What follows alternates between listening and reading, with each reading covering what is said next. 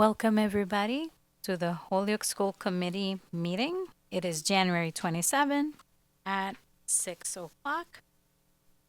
Calling this meeting to order. Roll call, please.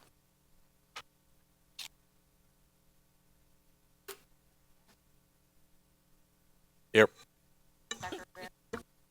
Here. Present. Present. Here. Aki. Present. Here. Present. All rise for the Pledge of Allegiance. I pledge allegiance to the flag of the United States of America and to the republic for which it stands, one nation, under God, indivisible, liberty and justice for all.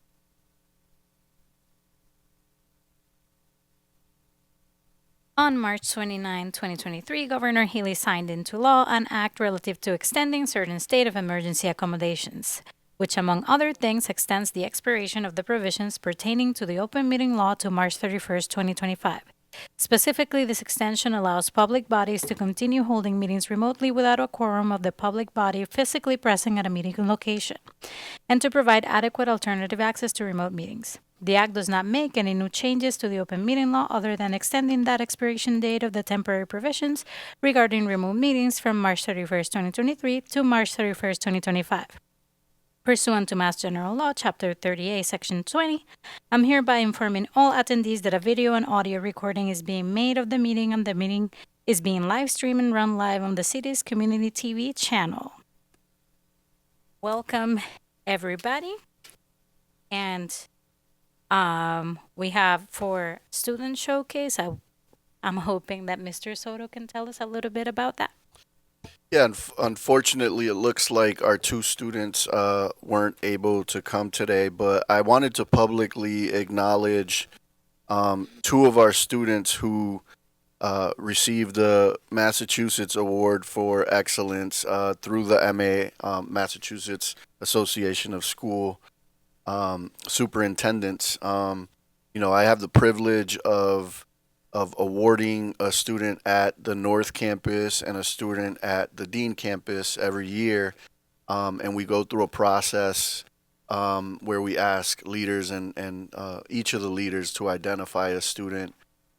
We had two students, one of them Michael Melendez, and I just want to read, if I can, a little information about Michael Melendez. Michael Melendez is a standout student at Holyoke High. He has an impressive 4.5 GPA and will complete 9 AP courses and 3 college courses upon graduation. Michael has a laser focus on his goals and is very motivated to attend a competitive 4-year college and plans to major in neuroscience. Michael is a Quest Bridge finalist, which means if matched, he will attend a prestigious college for free. Michael has given extensive time to his school and community through various services and activities. He has volunteered at Camp Jericho, the Rotary Club, Margaret's Pantry, and works the Holyoke High School concession stands for basketball and soccer. He's maintained high honor roll status and is a member of the National Honor Society. He's highly motivated, organized, works well with others, and is beyond deserving of this award. Congratulations, Michael. And the other student is Samantha Thaddeson, and she's at Dean. And I want to read the nomination paperwork. So today I want to talk about Samara Thaddeson, a senior at Dean. I've had the pleasure of teaching Samara for the past 4 years, as well as being her advisor for the Student Ambassador program here at Dean. She has honestly been nothing but incredible. Every day she is nothing less than a ray of sunshine that brings joy to others' lives when they see her. She is an incredible career technical student as well as an academic classroom, but even more, she's just a great human being. Samara cares for others and is friendly to everyone she meets. Samara is mature beyond her years and extremely professional. I've noticed that since her first year at Dean, and that's why I asked her to be part of the student ambassador program here at Dean.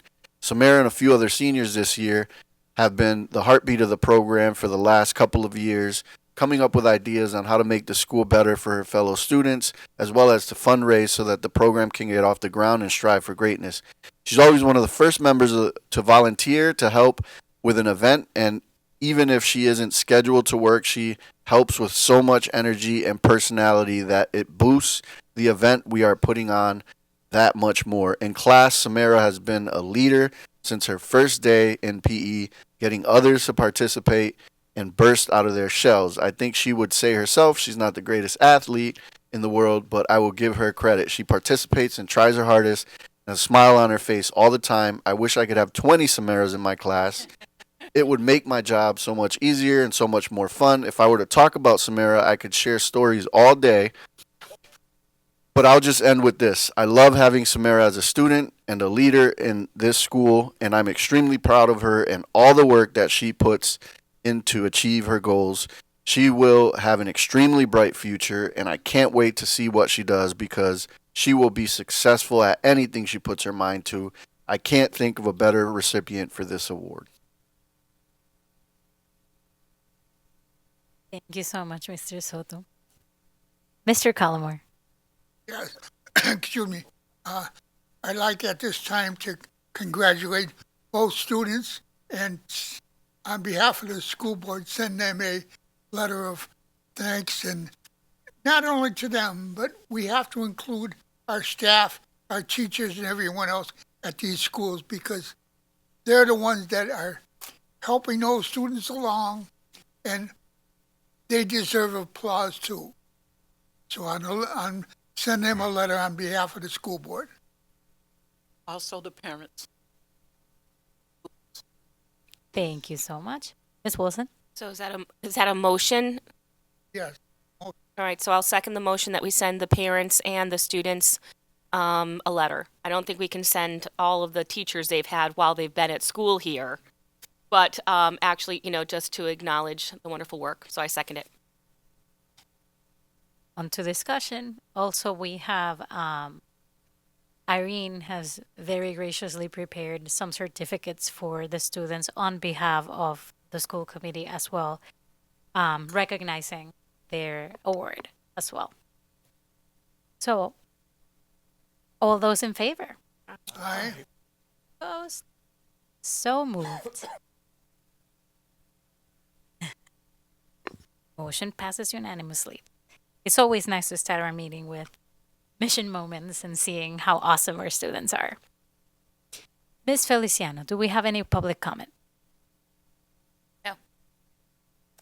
Okay. So on to student reports.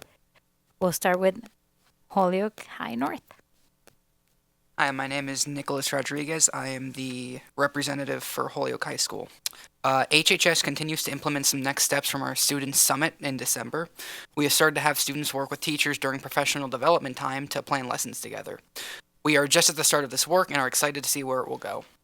A team from Holyoke High School visited another school that is doing this work as well to see it in action and get ideas for how to implement it better into our campus.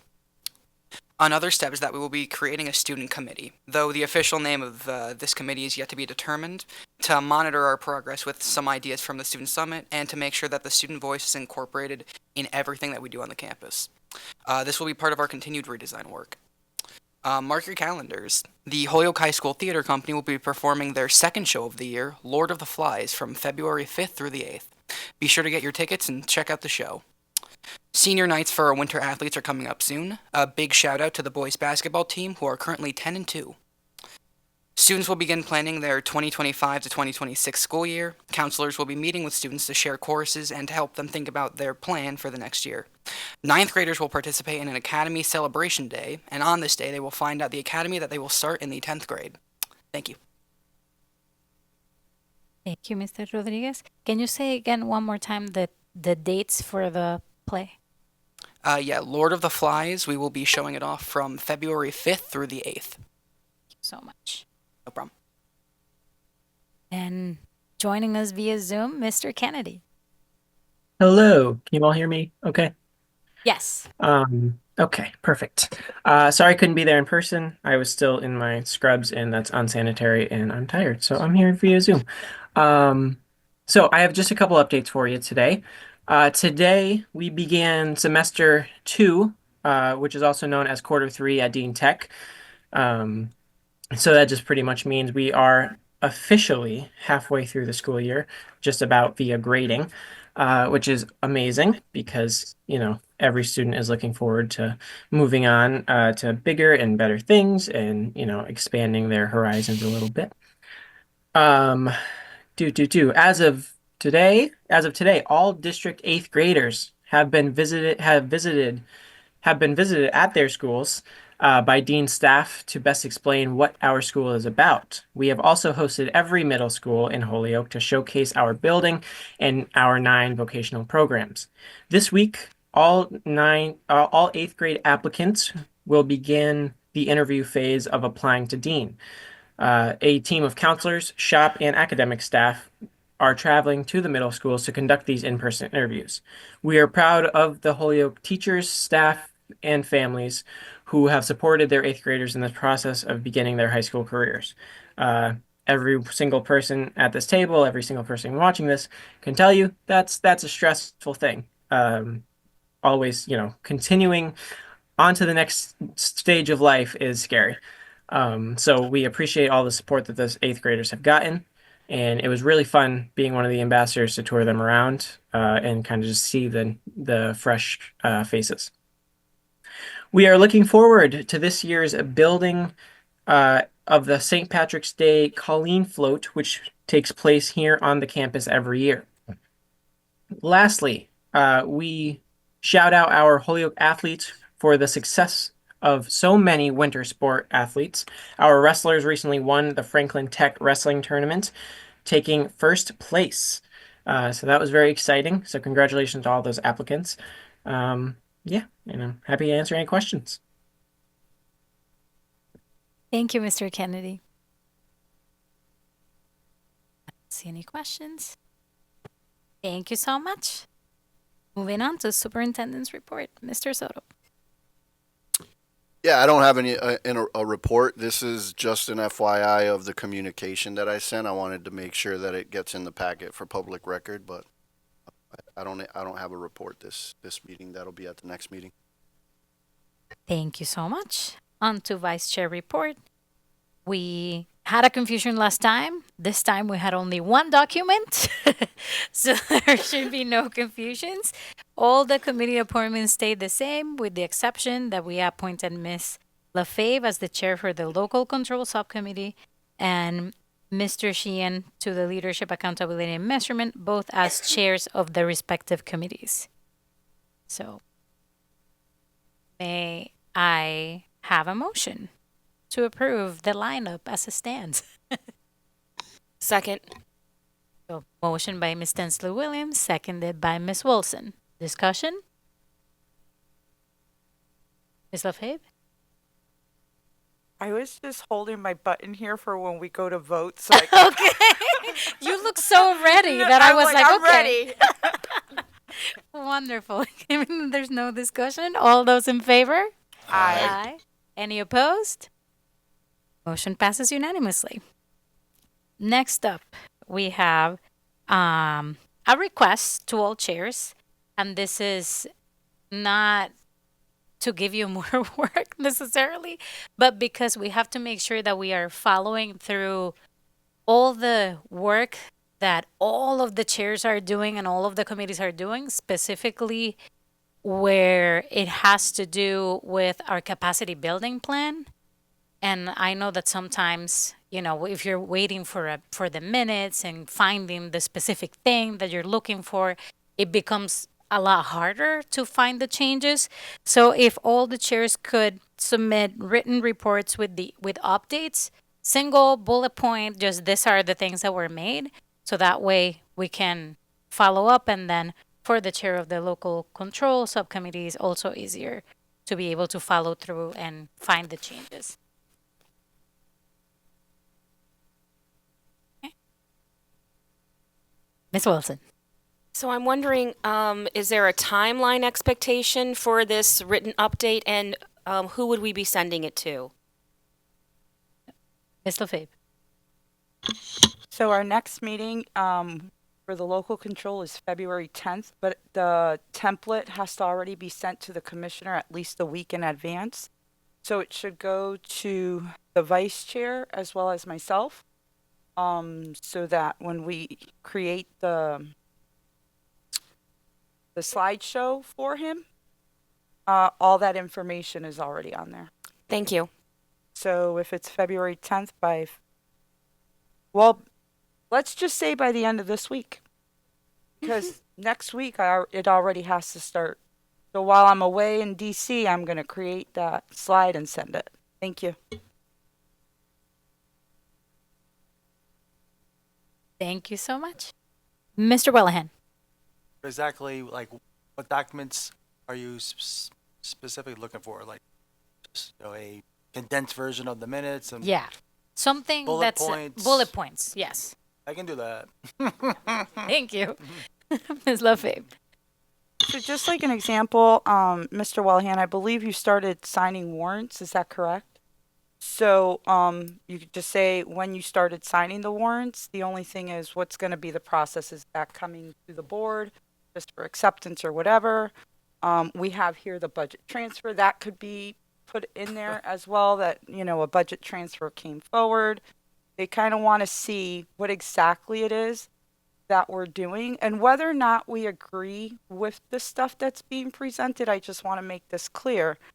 The expectation is that we're showing that we're having those discussions on anything that's put forward, even though we don't have the power to say yes or no as to what's going to happen. But when we say yes, and why we said yes, because we had that discussion, it's just showing them that we're ready once July 1st comes, that whatever we put on the agenda, it's not that we're just making a quick decision. We're actually having those conversations that at the end of the day, it's student focused. So that's about it. Just specify what you've done. I know Ms. Wilson has been doing a lot on policies. Yes, you have reviewed them, but we still have to post. So we haven't had them posted for feedback. So there's some things that we are delayed on. So it's kind of, even though we may not show everything, it's positive. At least if we identify where we need to work on, I think that's also what they want to see. Ms. Wilson. Since you brought that up, I just want to, I'm going to be giving an update under updates. Thank you, Ms. Wilson. Okay. Mr. Sheen. For the purpose of those updates that Ms. Lefebvre is collecting, is it only 4 items regarding the mission plan, or is it everything? It should be a report on everything in general, bullet points, simple. But we have to make sure that the ones for the capacity building plan are there. Okay.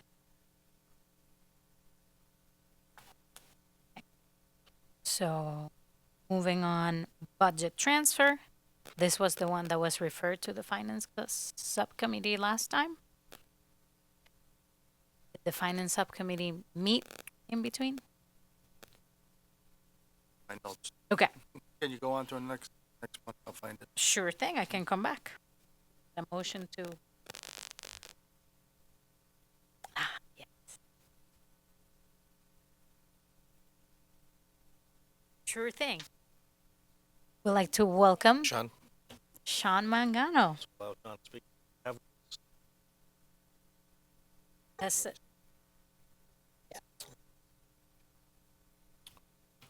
Recognizing Sean Mangano. Hello, everybody. Haven't been here in a while. Nice to see you. I feel a little inadequate after hearing about those students that have more college Did you credits have than a I do. 4.5 But GPA? no, I did not. So, do my best. So I think the budget transfer that's in your packet is actually a new one. So the one that was referred did go to Finance Committee. We met last week, and we did review that one. And then there was a new one that we brought to Finance Committee as well. And the finance committee reviewed both, and they recommended both back to the full committee. I think there was a miscommunication, so the one in your packet tonight is just the new one. And I can explain what's in that new one. So there's two pieces to the transfer that's in your packet tonight. The first piece is a transfer for a student information system. During the year, this sort of started before the capacity building plan really started, but we identified a need to upgrade our student information system. The one we have is just hasn't met all the needs of the district. From like a student focus, from a parent focus, we've been looking for ways to improve it. So we held a procurement earlier in the year where we did a request for proposals, and we solicited different proposals from student information system vendors. And we worked with the city procurement officer to solicit those proposals, and we had a committee review them and select one to go with. So that first transfer in your packet of $85,000 is related to basically subscribing to a new student information system. There's going to be a period of time where we need both our current system and the new system as we implement it. And then there's also going to be training associated with the new one, not only for some data staff, but also for high school staff, because one of the biggest things they do, and I can see Allie shaking her head, is build the schedule in the system. And so we need the folks who build the schedules, particularly at the high school level where it's super complicated, to be really well trained on it. So that's what that transfer is. Once the kind of transition period is done, the annual cost will be about the same as what we currently pay. So it's not going to be an increased cost long term, but there's this transition period. Mr. Soto. And I just want to elaborate on that. When back in 2016, we went from a system called Rediker to the system that we have right now, which is SchoolBrains. And I would say like 4 or 5 years after implementation, there had already been talks about some of the deficiencies, and primarily it's how limited that this system is with collaborating with other systems. So SchoolBrains specifically has a lot of restrictions on like back end data access that we need to be able to link other systems. So a lot of the work that we do is in some ways repetitive because it has to be entered into SchoolBrains and entered into another system. And the system that we want to move forward to is PowerSchool, and more districts are using it, and it eliminates that problem. And we, I wasn't, back when it was brought to me 4 years ago, I was definitely not trying to, like, nope, we've been at it for a few years, we need to give it a little bit more time. But enough time has passed by that the team knows that this is going to be a heavy lift and a lot of hard work, but they're all willing to put in the hard work because of on the back end how much beneficial it is to switch to this new system. They're willing to. It's going to be double the amount of work. It's going to be hard that first implementation year, but they know how much time it's going to save on the back end. Ms. LaFave. I'm fighting here. So, Sean, this is where I'm getting annoyed with this. This is where it goes back to the policy aspect, because you just mentioned, I didn't even catch on that this was a different budget transfer. My apologies. Yeah. So the other one's still Floating I out guess there. still Yeah, the next floating. one will come back at the next meeting. But if we look at our policy, it comes straight to the school committee, whatever budget transfers is recommended by the superintendent.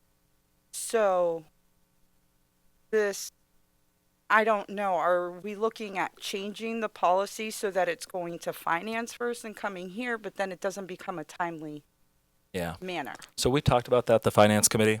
And what we sort of settled on, and obviously open to feedback, is that if there's a finance committee meeting that I can bring it to first for them to review and ask questions and give feedback, I will. If it's not time sensitive, we'll bring it to the finance committee first for review and recommendation. If it's something that is time sensitive, we would bring that straight to the committee, and we kind of equate it to like the council. Some things go straight to the council. If it's time sensitive, they'll act on it without referring it. We definitely don't. I don't think we want a process where we bring it to the committee, refer it, then finance committee, then back to the committee. Just I think that will add too much time. But if it's not time sensitive and we can bring it to the finance committee first, we will to review it. And if not, we'll explain when we bring it to you guys like it was time sensitive, and that's why we couldn't go to the finance committee first. So that's what I think most of what our discussion was when we met last week was if we can, we will. So the other one's not time sensitive either. That one, you're still not planning on doing anything. So the other one, we had some funding within the budget that we could start it with, again, because it was a small, kind of a shorter assignment. Those needs were really time sensitive, so we have not held that up in this case, but we will still bring that one back to move the budget. Mr. Sheen? Oh, I guess I'm confused then. This is probably more towards the superintendent or the subcommittee chair. But, so did this budget transfer just, I mean, if I'm hearing that if it's time sensitive, it's going to come to the committee first, I thought I heard, though, that the finance. Not this one. Or sorry, the finance committee did discuss the one that's in front of you tonight. Oh. It was brought. Can't just, no, I'm talking to the superintendent and the chair. So stuff can't just go to subcommittees. We were looking at the capacity building plan, and what was said in the capacity building plan, we thought that, it could go right to committee, but I think we're looking to get clarity on what are we going to do this year as part of the transition plan, and what does the committee want moving forward after July 1. And this year, I think we were looking to hopefully get, the first available meeting to be able to discuss it. But, if it is the committee's desire that this year in the transition period that we goes to full committee first, then gets referred to subcommittee, like we can build that into our timeline. Okay, but I'm looking at the agenda from the January 23rd meeting. That's where this was discussed, right? This budget transfer is not even on that This agenda. particular one was not discussed at a full committee meeting. Hold on, I just heard that it was discussed at a subcommittee meeting. I can clarify if it's helpful. I mean, at a full committee meeting, this was never put in front of the full committee. Okay, but was this budget transfer ever discussed at a subcommittee meeting? This one was, yes. Okay, why isn't it on the posted agenda? So can I just? Yeah, I can address that super quickly. I'm looking for the chair. Like, why isn't it on the agenda? Mr. that's- Wellahan. Yeah, that's part of the problem. I mean, these transfers should be coming to me first before they're appearing on the full school agenda. Okay, that's my request. Okay, so these are they're bypassing the chair to put on these agenda. There's errors in it already. We had one last meeting. Okay, here's another one. Okay, so again, through our the super and our Sean, the best possible thing would be for the item to come to the finance first, then come here first, be referred to the finance for action, come back to here for final. That takes too long, right? For some of them, right? Go ahead. So I just want to clarify. So we give budget monitoring reports to the finance committee, and part of that budget monitoring report that we've added because of the capacity building plan are any transfers that do not require approval. When we created the budget transfer policy, there's some transfers that don't require approval if they're within a cost center, but we did say we would report out on all of them to the finance committee. So we've added that to our regular budget monitoring report that we give to the finance committee. And then in addition to that, we've added to that report any proposed transfers. So that budget monitoring report that was in the agenda for the finance committee last week, it includes a sort of a budget update. It includes any of our contracts that we've signed that are over $100,000. It includes all gifts and grants that we've received. And now we've added to it budget transfers that have been entered and budget transfers that are being proposed. So that's why it wasn't like explicitly on the agenda, is because it's all within that budget monitoring report. Ms. Lefebvre. So, well, thank you for that information. But the only thing is that until the policy is changed, we still have to follow what the policy under DBJ says. So I know there's a recommendation that they want it to go through finance first, but until that's said and done, right now it comes to the school committee as a full board. Once it's changed, if that's the will of the committee, once it's presented by the policy committee and it gets changed, feedback comes back, finally approved, posted, then we can follow that. But I mean, if you're recommending, because I hear two different recommendations, your time sensitive one should come straight to the committee, and then something that could wait a little bit longer goes to finance first. But then I hear from the finance chair that no, everything goes to them first, then it comes to the committee. So it's, I guess, a lot of that has to be cleared out and really specified in the policy when it's presented to the full board for recommending a change. But I mean, on this one, I won't put in the motion yet because I guess others do want to speak on it. Mr. Yeah, Soto. look, I think so. As part of the capacity building plan, we said we would agree to, budgeting norms for this year and work on policies for post receivership.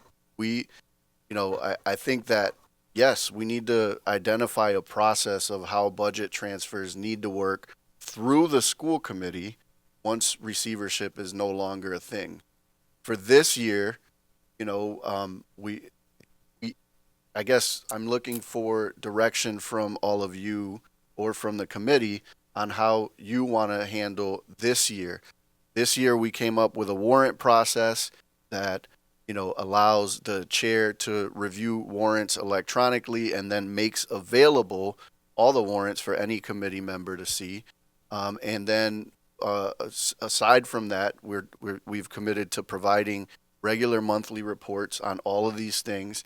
And for transfers, we talked about what are the cost centers that we want to manage or review the budget at, and what is the dollar threshold. And that we handled at either a local control meeting.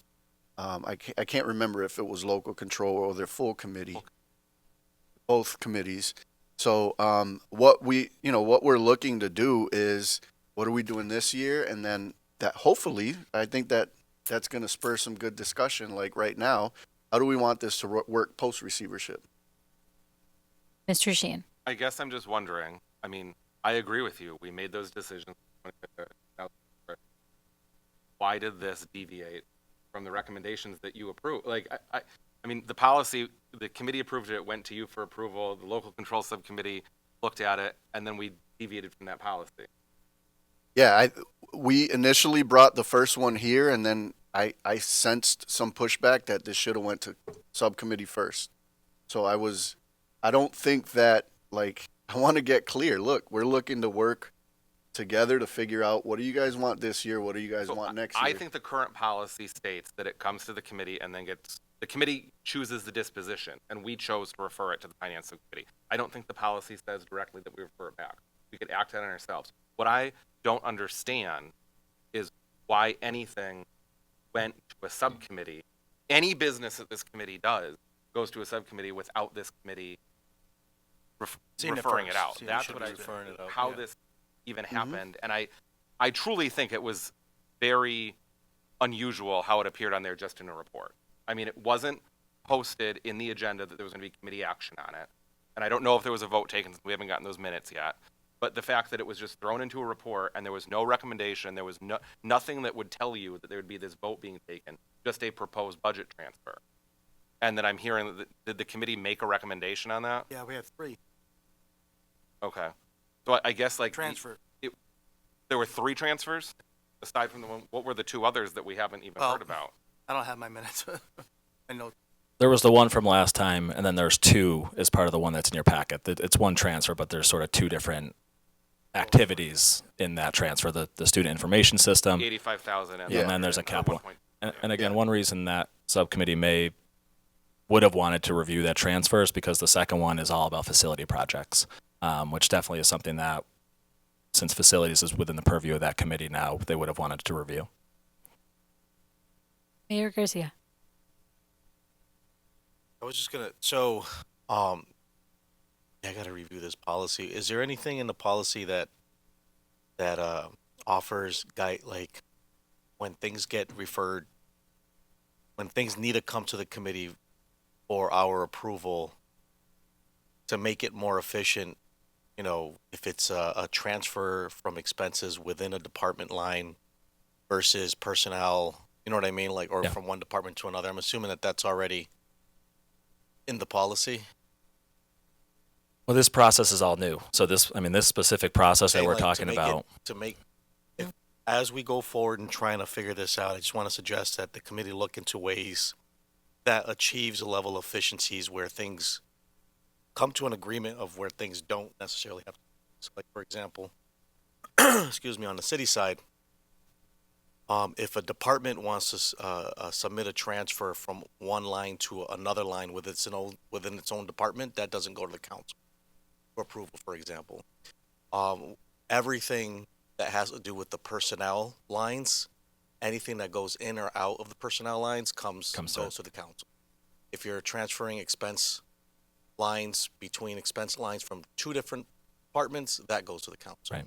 So if there, if there's a dollar amount threshold, right? Like, if it's up to $1,000 transferring to it, does that have to come to committee, or should we just allow any policy that we can adopt that helps streamline the efficiency so it doesn't have to come to us? But then there's others that clearly I think, would need to come to us so that we're in the know. And the biggest concern really is money's coming in and out of personnel line items, Right. I think.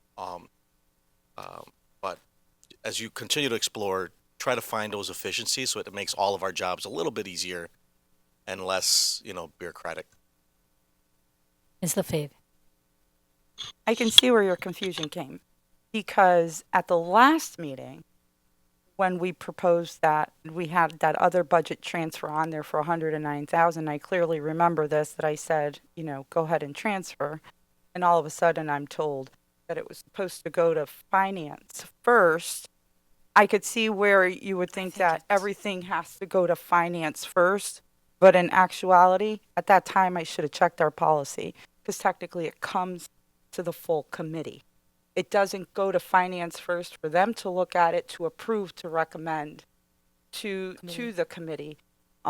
Any transfers that you deem that you want to recommend to us comes to the full board. Again, until you work with Ms. Wilson and you guys create a different policy, we have to go by what's currently on our policy. It's nothing new. This policy has been here for a long time. No, there's not a new policy. It has not been nothing. So November 25th, It's not, has been. November set. 25th, we approve. This committee shall manage Can the FY26, but there was special FY26. Right. Or the committee shall manage the FY26 budget by approving any transfers between the following cost centers: schools, academics and leadership, pupil services, school committee, superintendent, human resources, finance, operations and technology, strategy and transportation. In addition, the committee shall approve any transfers within cost centers that exceed $25,000. All other transfers shall be presented to the Finance and Facilities Subcommittee as part of the periodic budget reports. These transfers shall not require school committee approval and shall be presented for informational purposes. And this was November 25th, and it was passed unanimously. And I mean, I was looking at the minutes from our agenda today. I just don't understand how the budget transfer got onto the subcommittee agenda without coming to this committee. That is the problem with this. That if we have a policy, if we don't like the policy, we can change the policy. But it doesn't say the subcommittee. It specifically talks in here about certain things going to facilities and finance and facilities. But this, looking at the transfer, like, this is one that should have come here first. Ms. LaFave. So I think this has us all confused, because and Ms. Wilson, I hope you can clarify this, okay? Although we went through the guidelines and priorities that the finance subcommittee was presenting and we took votes on what was going to happen when we created the cost centers. At the end of the day, everything had to still go through policies to work because they now got the contracted service to do all policies, if I'm correct. And even ones that we did during our retreat were being re-presented and redone as part of that entire package. So that would include your DBJ that still would have needed to have been updated with that information. Although we approve that that's what they want to do, it still had to be changed on the policy end. And it hasn't even been changed on the policy end. It hasn't been posted for 2 weeks for feedback to then come back for a final approval. But I'm gonna... Ms. Wilson. So first I want to say, with receivership, we went out of order when looking at policies recently. So the process is, and I don't have my computer with me tonight, but the process is it goes to policy. If it's referred, but we're doing a full review. So it goes to the policy. We develop a policy.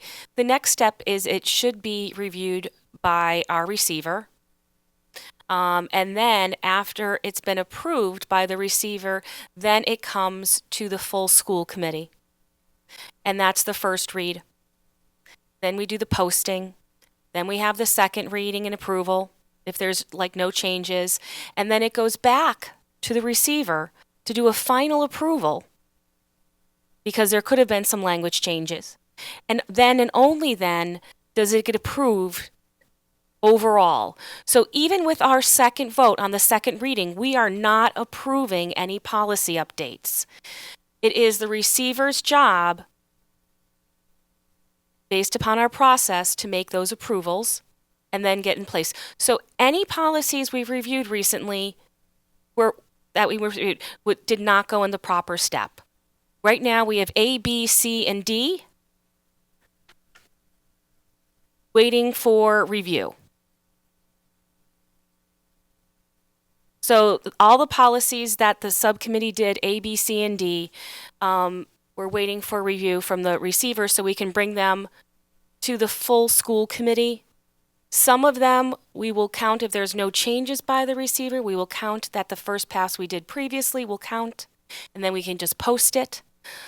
Some policies that were reviewed previously were put on our agenda saying that there were no changes, and there were changes, and that was noted, and it will come back, and that will count as a first read. So that's all in our little document, housing information.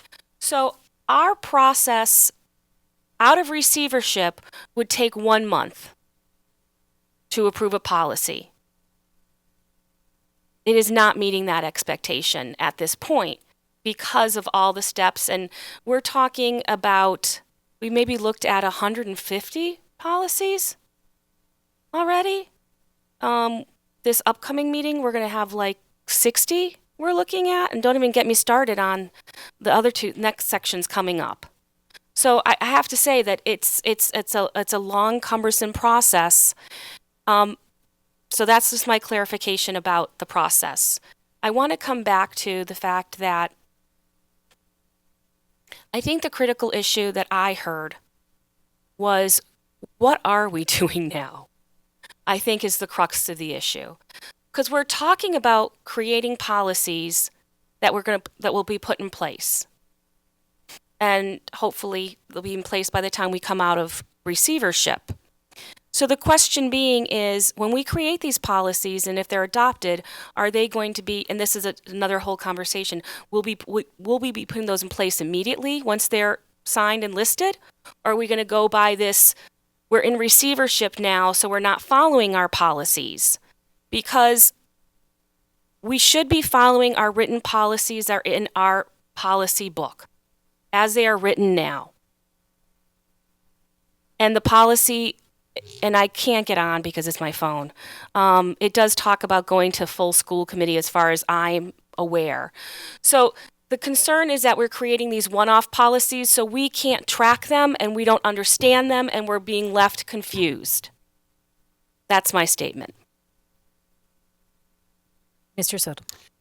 Yeah, I understand the confusion. I myself was confused when I was trying to follow what we drafted in November, which by the way says FY26, which wouldn't even be until next year. We're looking to get the school committee involved in some way of the finance process.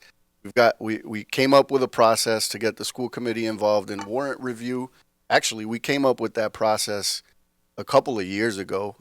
It's, made them available for viewing. No one's gone to view them. And we've come up with a more formalized process to actually have the school committee sign off on warrants. And Jay has been doing that. Thank you for being timely in doing that. And then making them available for viewing. We did do exactly what the mayor was talking about. We landed on cost centers. We landed on dollar thresholds. And all of that was forward thinking for July 1. This is how we want to manage it. We have been trying to practice that, and it says that it would go to full committee. We brought one to full committee and got a little bit pushback saying, how come this didn't go to subcommittee first? So, I'm trying to work here. And to your point, Ellie, like any school committee policies right now where it says school committee under receivership is the receiver right now. But unless given special permissions by, Russell, that a vote or, anything like that, that's kind of giving power back to the school committee.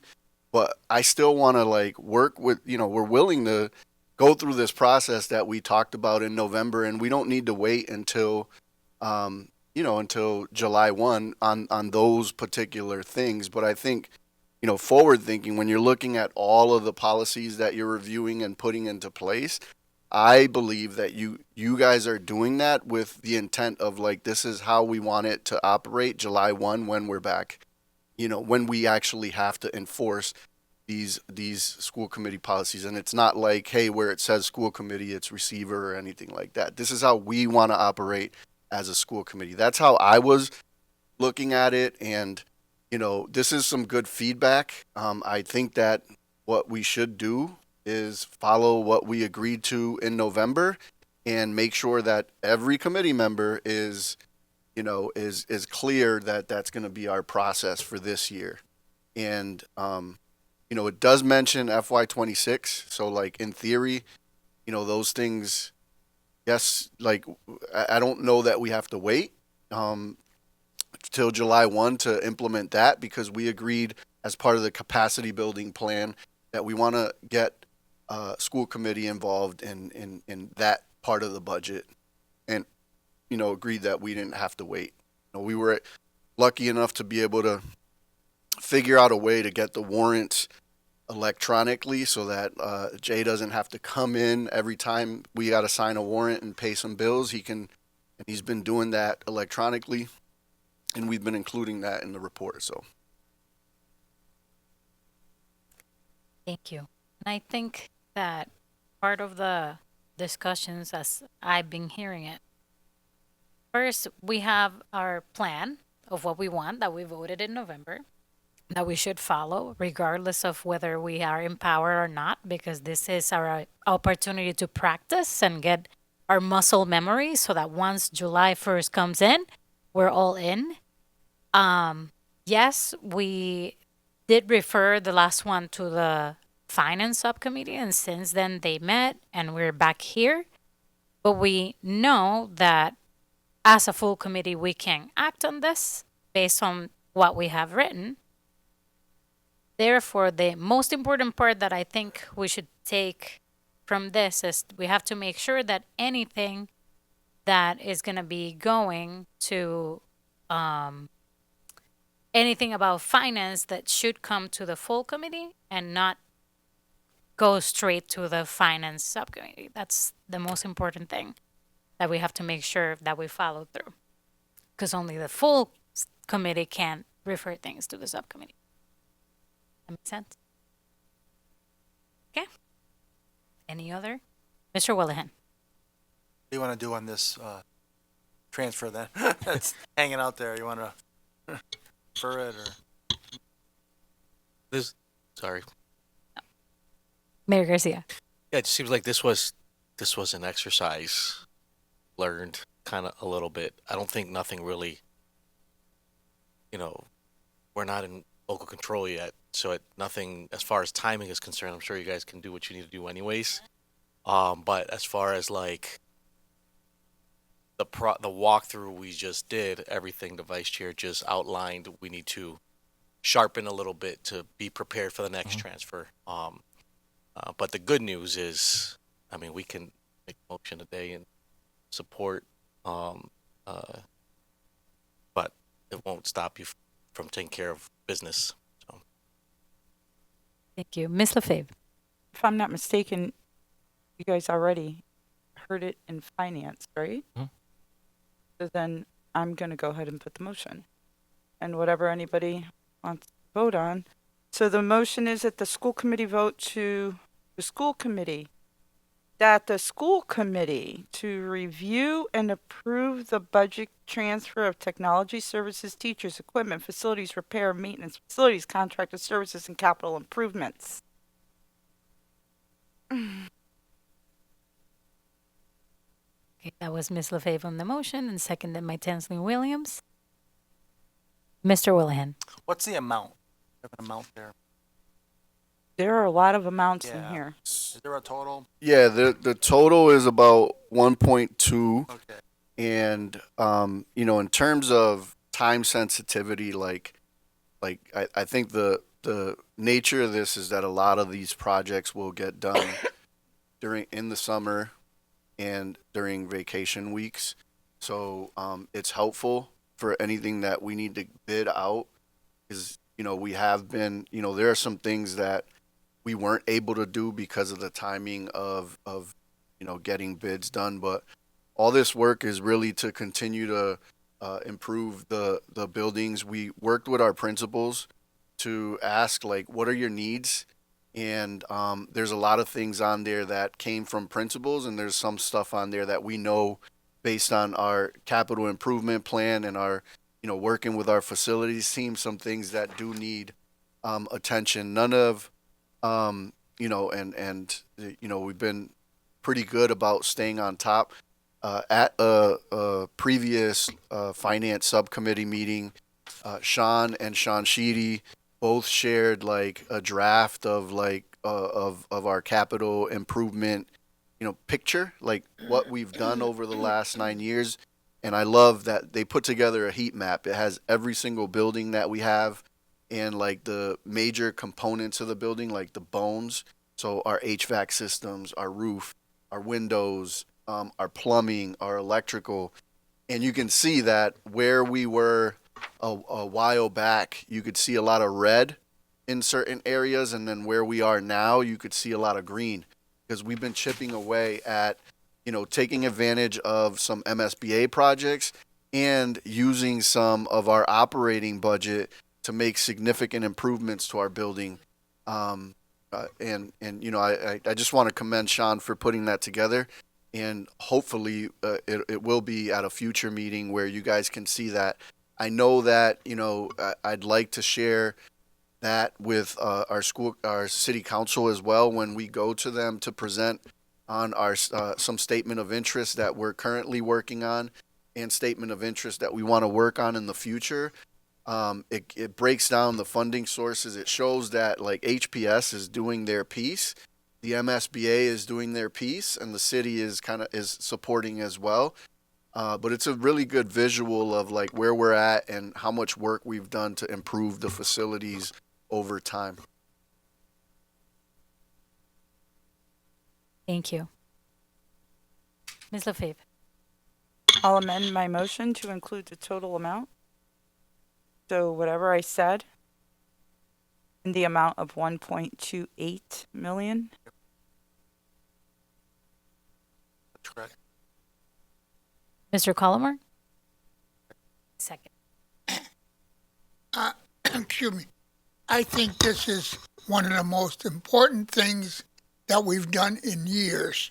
I've been asking for this for years, and it's not, believe me, it's not just the school committee, it's other departments in the city trying to do what's right for the city, but no finances.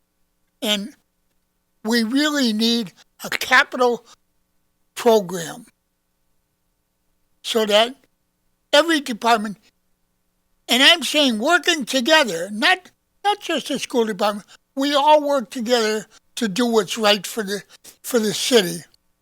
And this is so important that we do it right now. Right now, approve this money so that they can start on these projects and get them up to date so that next year and the year after and the year after, this big budget don't fall on us to get these things done. Because at the meeting, if you'll notice, there's nothing in there about transportation.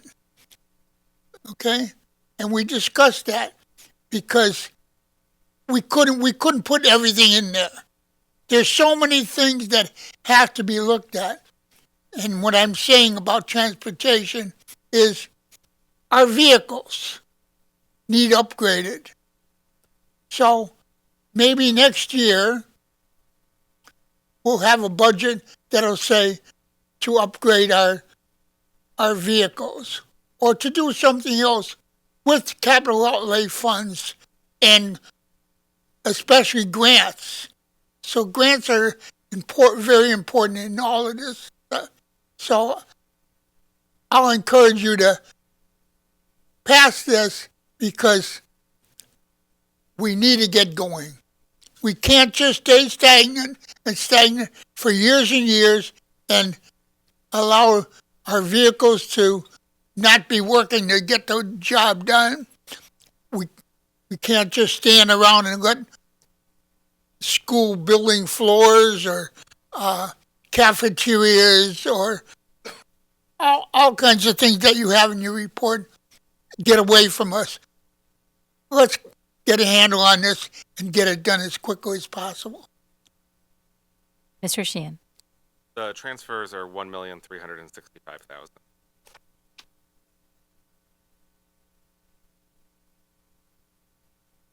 Transfers are 1,300,000. That's capital project, but the transfers, the transfer total, it's that amount.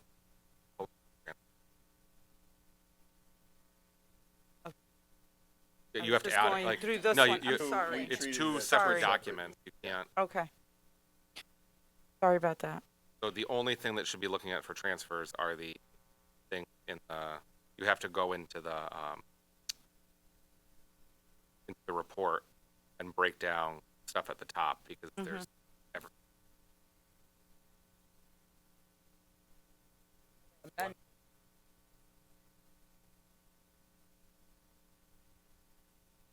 Mr. Wallahan. Yeah, that's correct. Yeah, we we broke it down. I was like, give my report later, just on the finance committee. Took 3 votes. We broke that down in 2 votes. $85,000 for the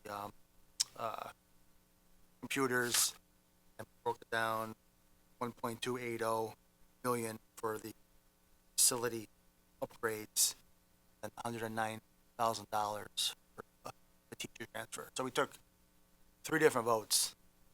First 2 total that.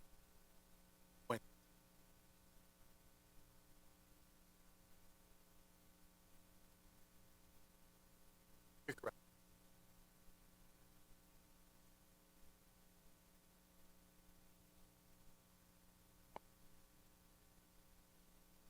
I did not. I didn't amend No. anything. I was saying a number. I did not amend anything. Oh, Geez, Devin, thanks for the help. Okay, so it will be for the 1.365 million. However you guys want to do it. Yeah. yeah. So, The so when we put together, 109,000, we we imagined you to prove cannot- it by like Yeah. the We date of the cannot include transfer. that But if third you want one. to do grand No, total, I'm just that's telling you what- Okay. All those in favor? Aye. Any opposed? Motion passes unanimously. Thank you. Thank you, Sean. Thank you. Thank you you, all. Sean. Thank you. And I've taken a lot of notes. Trust me, you'll come back confused next week. Yep. 2 weeks. Okay, so moving on to policy AD, mission statement. Ms. Wilson. So, this is recommended that we do have a mission statement. It would be policy AD. We do not currently have one.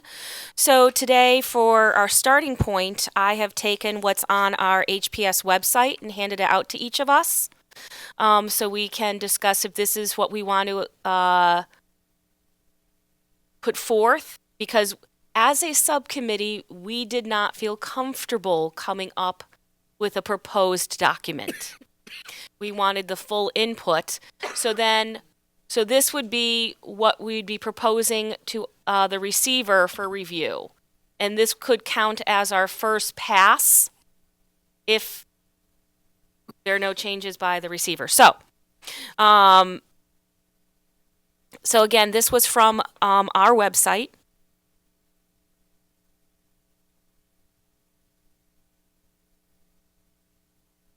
One thing I would like is in our policies under our vision, we are changing the term system to district throughout our policies because that was a recommendation that was made.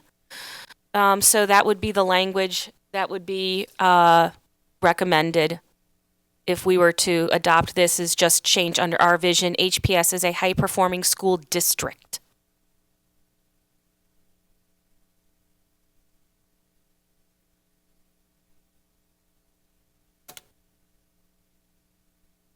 So I'm going to make a motion, and then we can discuss. I'm going to make a motion that we adopt this with that one change from system to district as the policy AD mission statement. Seconded by Mr. Isasa. Discussion. Ms. Lefebvre. So, I'm wondering, God, I love AI. So this is great because it's basically, what is our role though, right? So the policies is like a guiding of what the school committee, what we strive for, right? So when we're creating this, think like at the beginning it has to be like a statement from the school committee and how we support this mission and vision of the district overall. So I think this can go in there, but the first statement should say our statement. And look at this, what AI put out. It sounds really good, right? But I don't want to copy it. But it says the school we need a policy now. The school committee affirms the district's mission statement as a guiding principle for all educational decisions, committed to providing a nurturing environment where every student reaches their full potential, develops critical thinking skills, and becomes a responsible citizen prepared for the future. And then bam comes your. Now I'm not saying we use that, even though it really sounded really good. But I think if we come up with something at the beginning and then include what the mission, vision, beliefs, and equity commitments are below.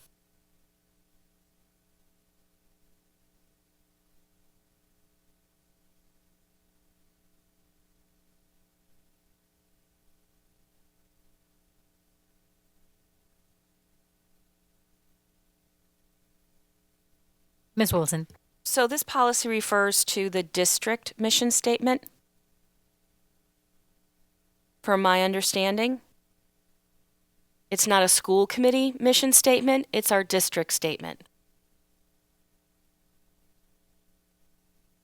So, I'm just clarifying. Ms. Lefebvre. Yeah, what you presented to us is the district's mission, vision, and everything combined and how they're going to get there. Our role is to support. So that's why I was wondering if we should add our role at the beginning. Ms. Wilson. So, it's not necessary. I like the idea of it, but it's not necessary to make a statement of the school committee supporting the mission because that is our job, essentially. you know, so we are the district. So I'm not sure that we do need a introductory statement by the school committee, or if this can, I believe this could stand alone.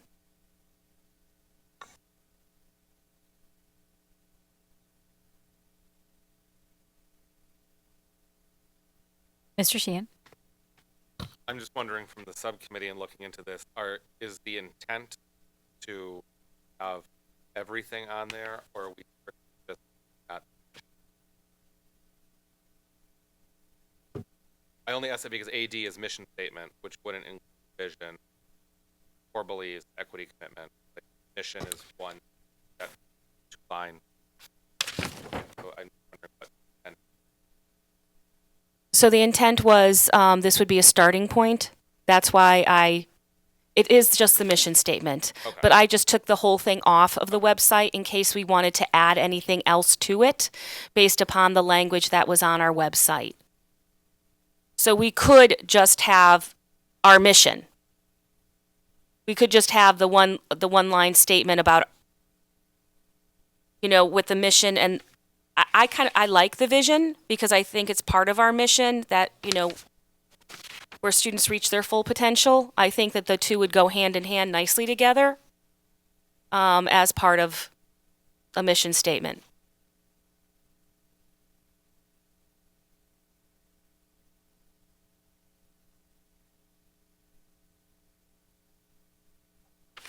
I'm Ms. sorry, Wilson. for members at home, the mission statement reads, through an equitable, high-quality education and trusting relationships, all Holyoke students develop the skills and access the opportunities to graduate high school prepared for life, career, and college.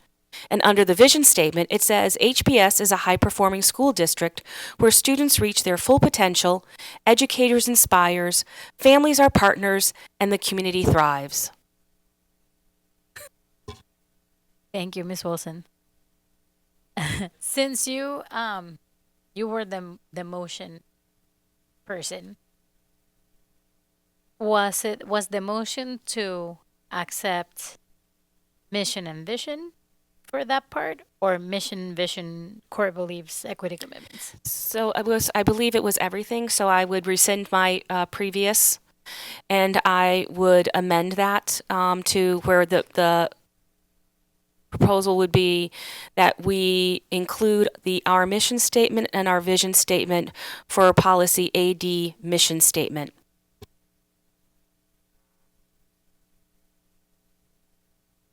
So rescinded. New motion, mission and vision, seconded by Ms. Tensley Williams. Discussion on that. Mr. Collmore. Do you have a copy of this statement? We do not have one. That is why it was a blank statement that we did not have in our policy book. So that's why it is being brought up without having a reference document. I'm sorry, because I have a copy of our mission statement of. Right, but in our policy manual, there was not a mission statement.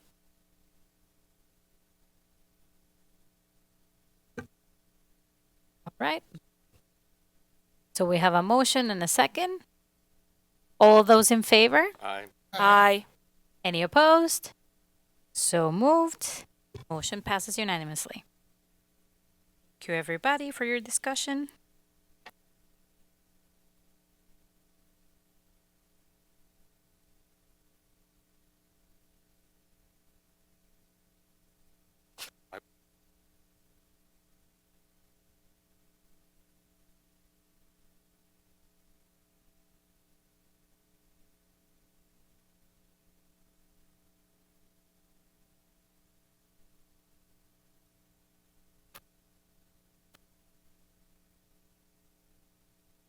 Good.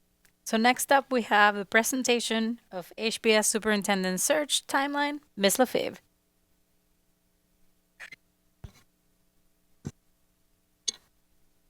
Ms. Feliciano, are you able to pull up? Did everybody have a chance to look at the?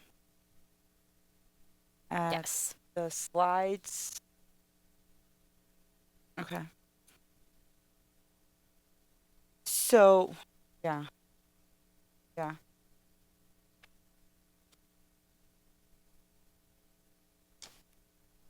I'm sorry, I'm just waiting for. That's fine. Ms. Wilson. While we're waiting for that, I do want to let you know that at and I can't think of the proper term for the meeting that I went to before, our community, Advisory committee. the community advisory committee. Thank you. Thank you, Mr. Kennedy, you're going to help me with that. That we did talk about that this was going to be a topic of discussion tonight. Mr. Sheehan. Yeah, I'm just wondering, since we've all had a week or so to review this, if they would questions or if there is pretty straightforward and everyone question.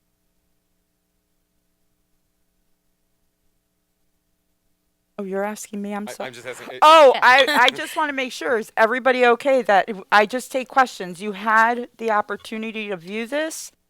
I could either very shortened and sweet. Yeah, can you Go do a through- summarized version? Great. Okay, Mayor.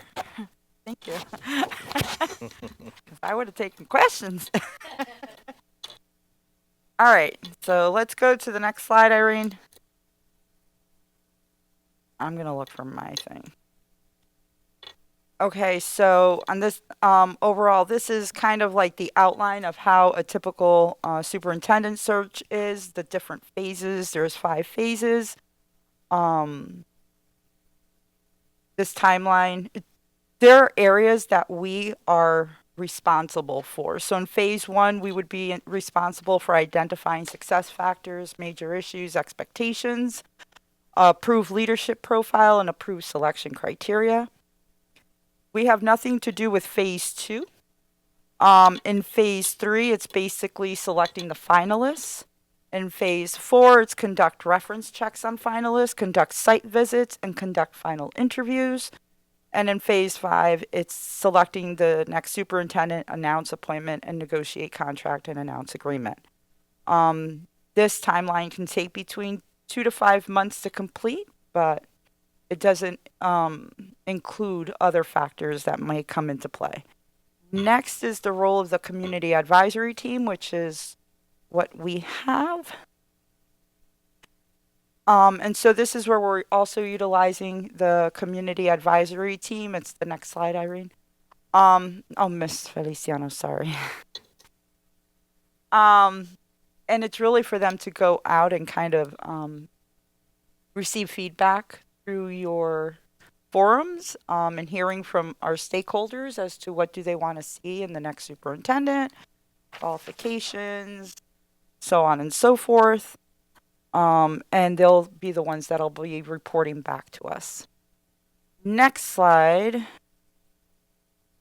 Timeline. So I know that back in November when Bessie was here, Mr. Sheehan had presented to them the update from the local control subcommittee.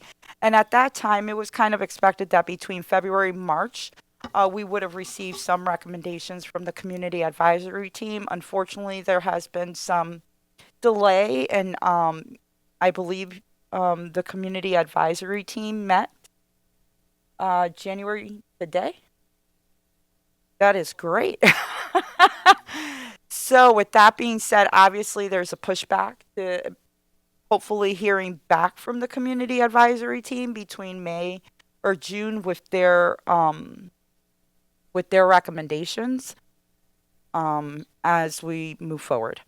Next is the seasonality of superintendent searches. So this just talks about the wave of searches and when is the best time where you're going to get the most, hopefully the most applicants that you can actually really pick from, best candidates, strong candidates, versus trying to do everything like in a short amount of time frame, where you really don't have a big selection. So typically there's your fall wave where it's between August and September to December and January. And November seems to be the peak month for job postings. For spring, it's January, February, to May, with March being the peak time for job postings. Beyond late March, basically all of the postings are for interim positions. Next is ideal timelines for fall and spring searches, including procurement. And as you can see, it just gives a breakdown of how that would look. So like in July, you would release the procurement bid if you were to do the fall search for your search consultants, because obviously you need to find a consulting firm that's going to help you in this superintendent search. Versus for spring, if you do the spring wave, then it would be in November that you'd release that. Next, benefits of conducting search for permanent superintendent in fiscal year 26. This is sort of, so it would give us more time. It's also with the fact that we're in the middle of a transition where everything is going from under a receivership point to a local control aspect, and really coming through that, really understanding and going through our roles. So conducting the search for a permanent superintendent in fiscal year 26, it provides us more time to vet search consultants that'll best fit for us. And it could either be done in the fall or spring wave, whichever one, and we have more flexibility with making up of time in case there's any delays, just as what we're seeing right now alone with the community advisory team. Next. So this is just kind of like proposed timelines for Holyoke if we were to do a search. Obviously, it started with February, March that the community advisory team would have been here, but that pushed it back. So technically, this pushes back at least 2 to 3 months in every aspect, which again kind of puts us out of the area to get anybody if people wanted to decide to start for it already, so that July 1st it's a new superintendent. This is more so for the next wave. So if we were to look at starting it for fall, if we were to do the fall wave. And then the further ones is just some examples of what other postings and what based back in 2023 of some other districts, how many applicants they got. And then if you look at the right-hand side under appointment, where it has, if you go further down, the next slide, Irene. If you look at their name, so let's just look at the first one. So Weston, right? They had 14 applications, 1 finalist with permanent superintendent experience. But that one, that person in parentheses, it's how many years experience they've had as a superintendent. So we want to make sure that we do get a good pool of applicants and qualified applicants if we're looking at hiring a superintendent permanently for our district, being that we'll now be out of receivership. And that is it. Is there any questions? Oh, there they go. Ms. Wilson. So on the proposed timeline for the fiscal year 26, there's no numbers, so I can't do a number. It says March to July 2025. The school committee and city council enact any policy changes needed to support desired candidate qualifications. I'm wondering what kind of changes we would have to enact in order to support living. Residency. It would be Probably. based, if we have like a residency requirement, is that something that we want to continue? If that is one of the things when it comes to a superintendent position. Or if we don't have it, then we don't have it, but it would be residency and anything specific that, requires a change in policy. Ms. Wilson. So, okay, thank you so much. So it looks to me that I would be, leaning towards a fall search. Is that what we're looking to do tonight? Or what is the outcome from that we're looking for based upon this presentation? Ms. Lefebvre. Okay, so basically it's to provide information so that even the public is aware, because there was a lot of talk that on July 1st we had to have a brand new superintendent. We have to start the search right now, this and that. But there's a process. When we created the local control subcommittee and they started meeting with the state to develop this capacity building plan, in there we mentioned ourselves that we would include the community. And we created what's called a community advisory team to provide input. By us just saying, yes, we're going to do this, we have just went outside of what we said we were going to do with this process. So the expectation is that we're going to hear back from the community advisory team as to what they heard from the community at large as to what do they want to see. The other thing that was also in regards to the policies, if any policy, it's also what are some requirements that people want to see? Are you saying that the superintendent can only have an education background? What level of education? Do you want a doctorate degree? Do you want a what exactly people want to see? Those are recommendations that people are going to throw out there. Or can it be someone who also has a business administration education? So there's a lot of things in there, but this is kind of to provide feedback so that when the community advisory team comes to us, it's for us to determine, okay, are we looking towards a fall search? Because remember, we still would have to reach out and put out for bids for a consulting firm to work with us in that superintendent search process. So this isn't something that can just happen overnight. And I think we just need to make sure that the public is aware of that, because you just don't want so much transition. Mr. Collmore. Can someone tell me who are the members of this community advisory committee?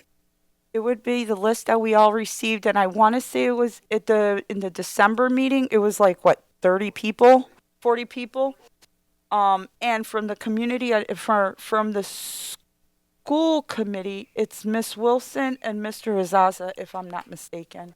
They are both the representatives, along with teachers, students, families, a bunch of people from the community. So, former educators. And how were they selected? We did it. I mean, it came to us, and there were 40 applicants, and we took them all. We took everybody. We did not deny anybody. Is there a list out? We'll send you another one. Miss Feliciano, can we make sure that we print him another list? Yeah, because it was given to us in the packet back in December, I want to say, but we'll get another one to you. Thank you.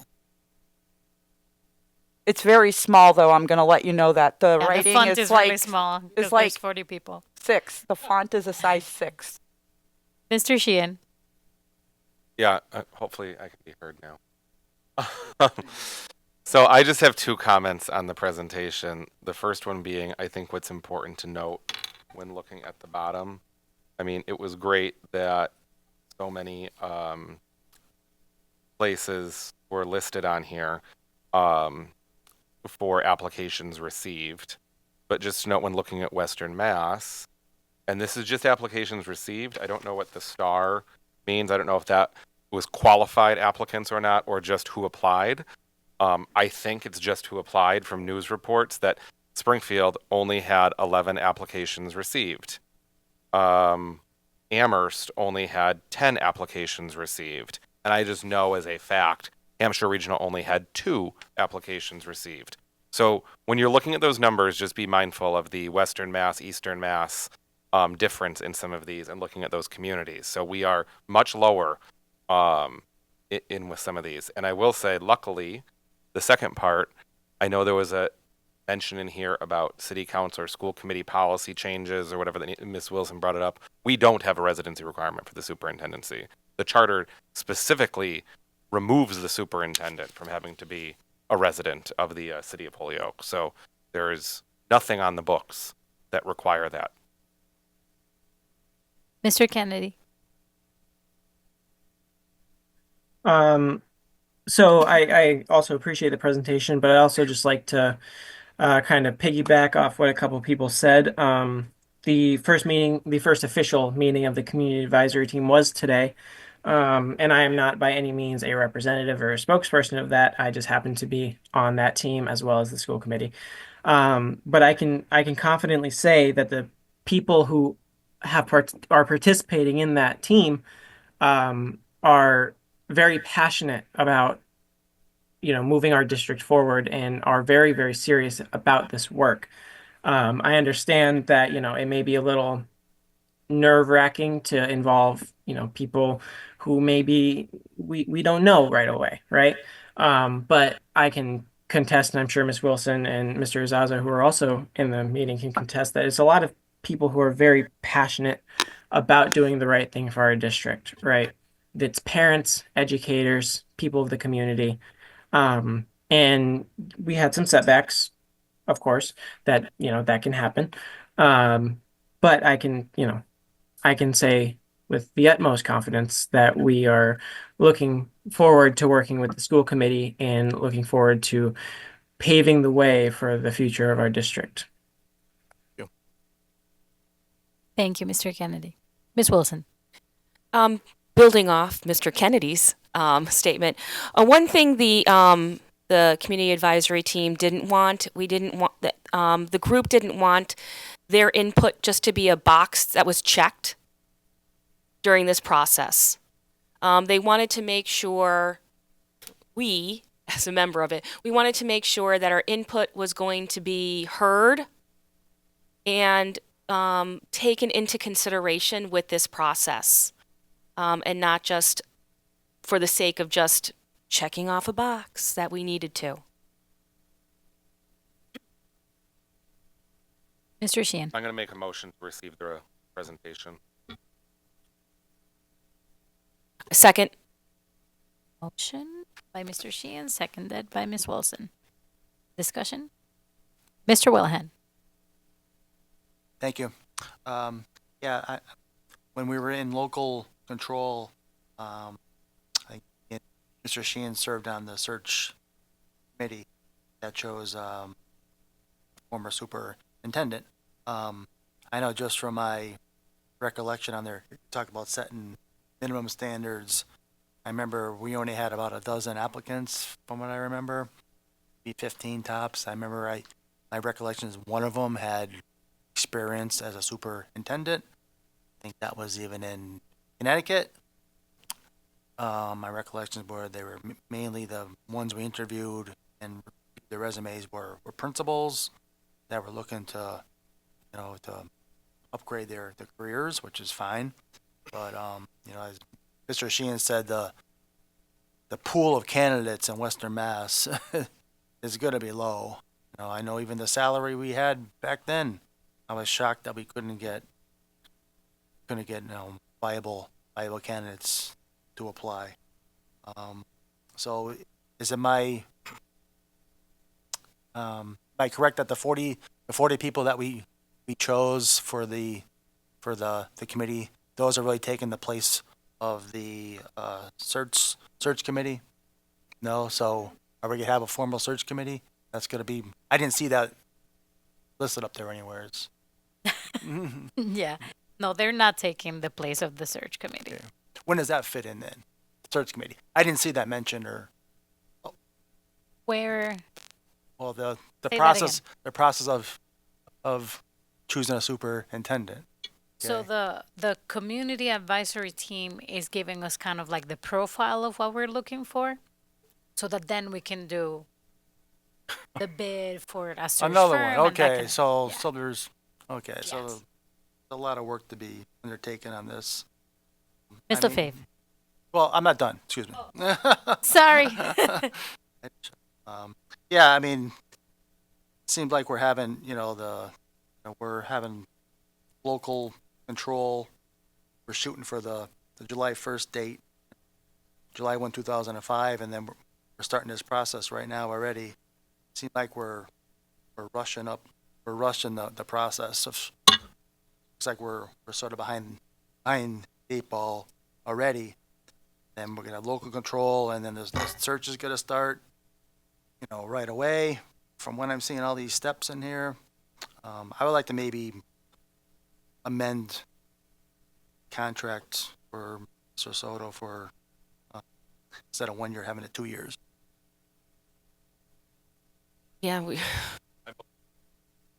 Receive.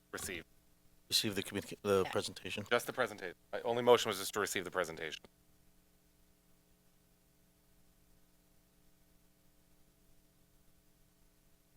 Discussion and receiving the presentation. Mayor Garcia. Yeah, no, just and very good, informative.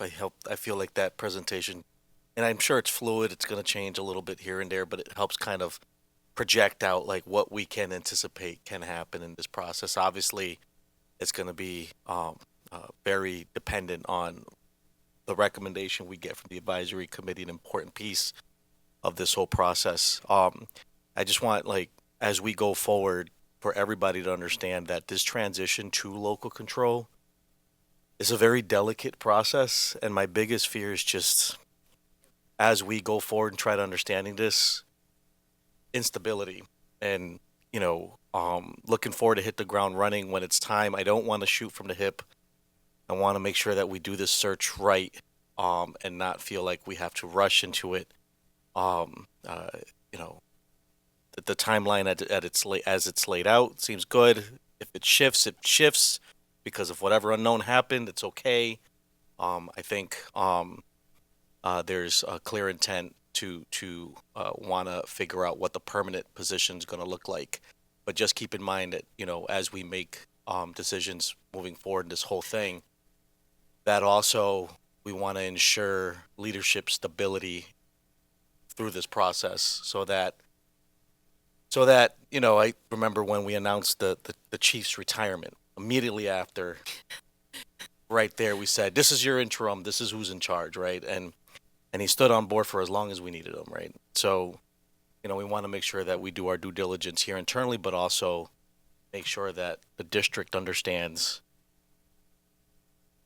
the district understands the structure as it exists right now, so that folks can continue their work and not feel like, well, who's in charge, or what's going to happen here? What's going to because that instability can quickly, backfire on us when we're trying to focus on internal controls and transfers and how we make decisions. Something's important. We're going to be doing contract negotiations, and we're doing a lot of things. The last thing we want to worry about is, somebody in there and offering leadership internally and making sure that personnel related contract, stuff is handled. So,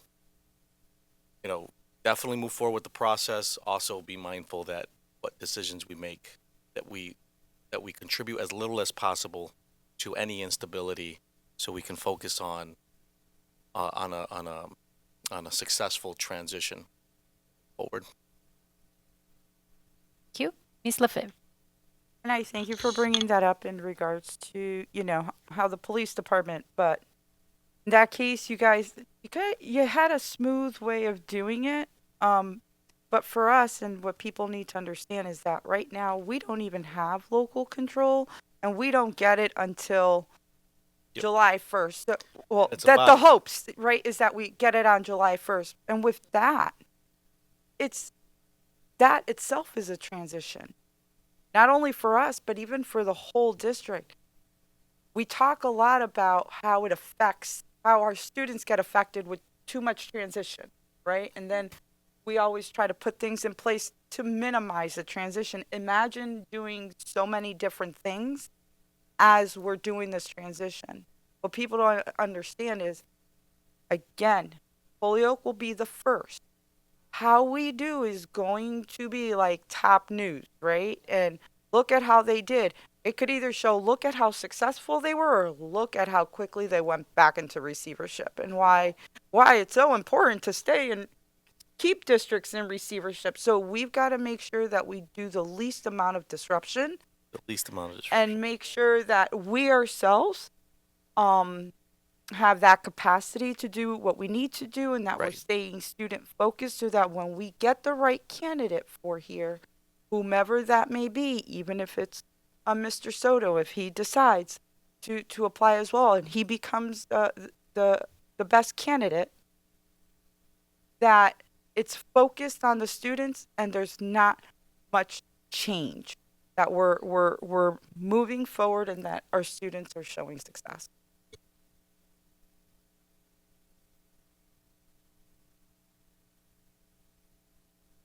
So, and now that we have discussed, all those in favor? Aye. Aye. Any opposed? Motion passes unanimously. Mm-hmm. Right. Okay, so now we have received the timeline, we have the information that we needed. We're moving on to discussion of superintendent search. This was referred from the local control subcommittee for interim superintendent appointment for a year, July 1st, 2025 through June 30th, 2026. And unfortunately, you didn't get a copy of this. I sent it to Irene earlier, just with the meeting started, to make sure that everybody's gonna have it. But I will read the letter from Acting Commissioner Russell Johnston, so that you know how he's supporting us. And it was addressed to Mayor Garcia. I Before understand. you read that letter, though, Oh. just want to set the table a little bit and what the recommendation is coming out of the local control subcommittee. So what I just from the local control subcommittee. You want me to look at the meeting minute? Or?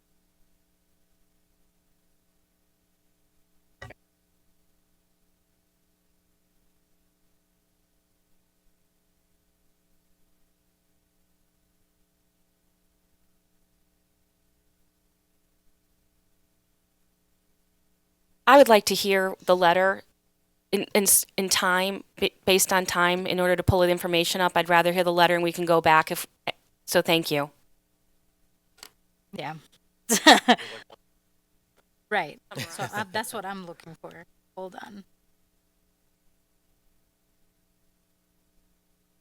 So the letter really explains why, how the commissioner has the power to be able to bestow on us certain powers as we're going through this transition.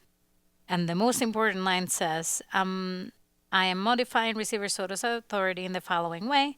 For the limited purposes of the Holyoke School Committee's vote on January 27 of 2025 on the matter of the interim superintendent appointment for a year, July 1st through 2025 through June 30th, 2026, Receiver Soto shall not have the power of the school committee, but rather the authority will rest with the Holyoke School Committee. So we are allowed to take a vote in this particular matter in our agenda, which is the interim superintendent appointment. Ms. Wilson.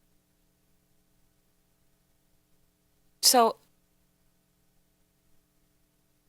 there's so much I have to say. So this is the first time this has been on the agenda, that we're discussing the potential for an interim superintendent.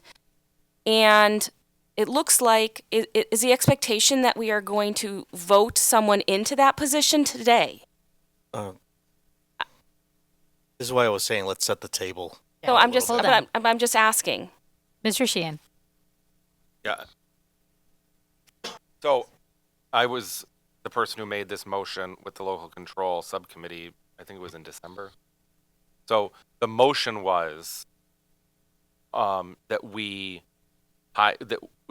contract an interim superintendent for next school year.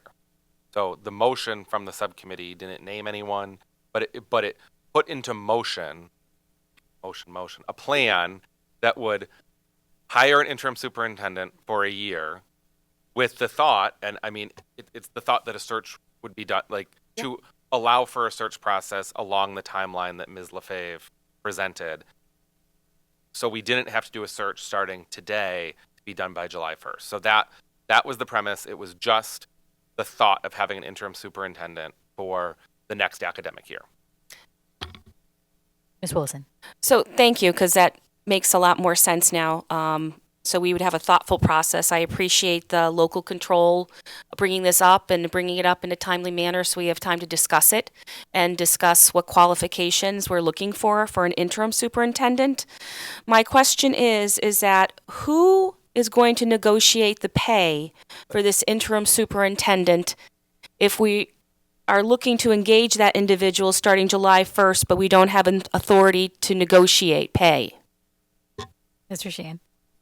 So we would have to go back to the commissioner, and the commissioner would send another letter saying that the school committee has the authority to negotiate. And school committee negotiations are the full body. So nothing can, I mean, we would meet in executive session, but the commissioner would have to say, you now have the ability to negotiate. Mayor Garcia. Did you get the minutes? Because that wasn't my impression at the local control subcommittee. They were going to do a thoughtful search for an interim. I think the vote was, oh, okay, all right. The motion was just that, Okay. just that we hire an interim Okay. for the academic year. It was a very simple one-line motion. And I don't think we've approved the minutes yet, because we haven't met since then. Minutes haven't been approved, but the motion was as the So- maker. So the idea when we were in the local control subcommittee, because we're talking about the advisory committee and the timeline, and whether or not we'd be ready to do a formal search and hit the ground running for July 1, and then the whole conversation we had about ability.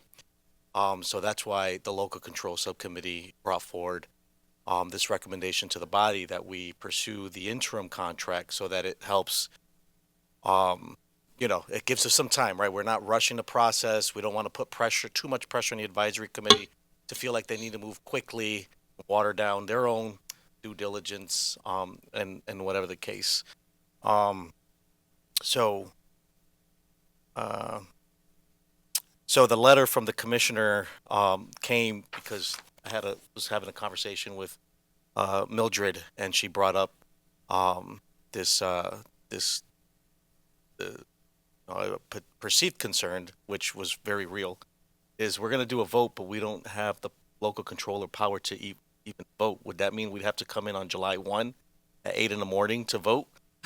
So I brought it forward to the commissioner, who then had conversations with his superiors, and that's why this letter is in front of us, so that everyone understands that they are giving us the power and authority to appoint our interim. Ms. Tensley Williams. This question is to Mayor Garcia.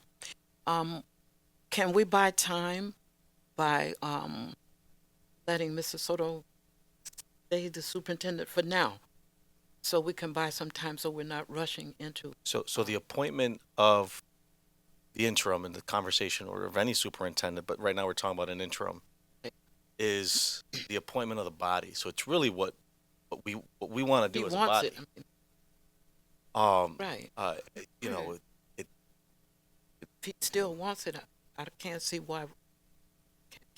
But now, so is there on our agenda?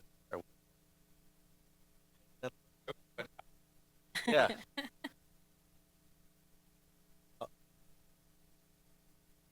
Mr. Collmore. Devin, is there a recommendation going to come out of your committee on how to proceed with this?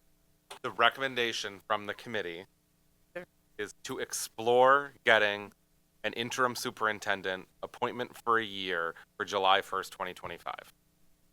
That's what when we were in December. I'm just wondering, when is it going to come back to the full committee, your recommendation? Right here. Right here. So the recommendation was to appoint it Explore had no having a name. It was candidate. having an interim. Yeah. With duties and responsibilities and the financial?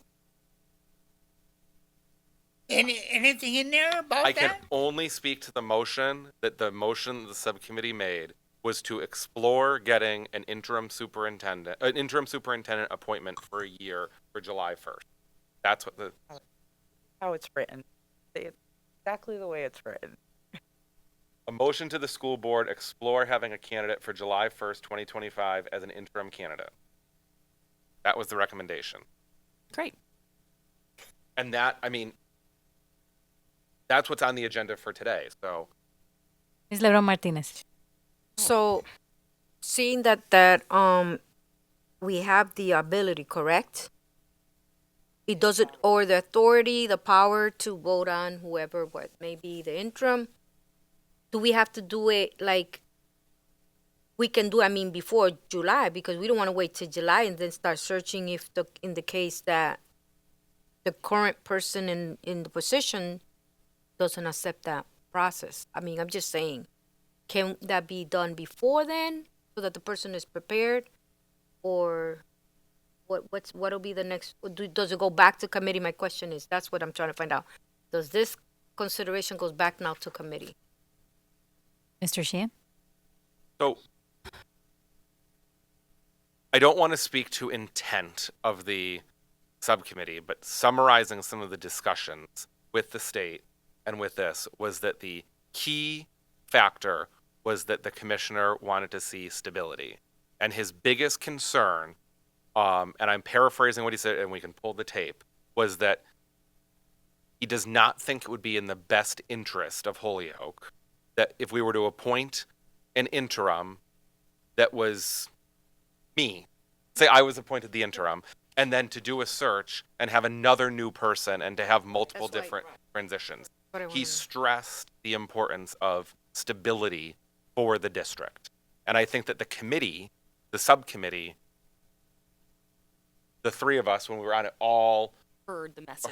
and but we also brought that up, is that the thing is stability for the district. But the motion was to go for an interim superintendent, because we were not in a position, nor are we tonight in a position, to discuss someone's qualities, character, competency for a position.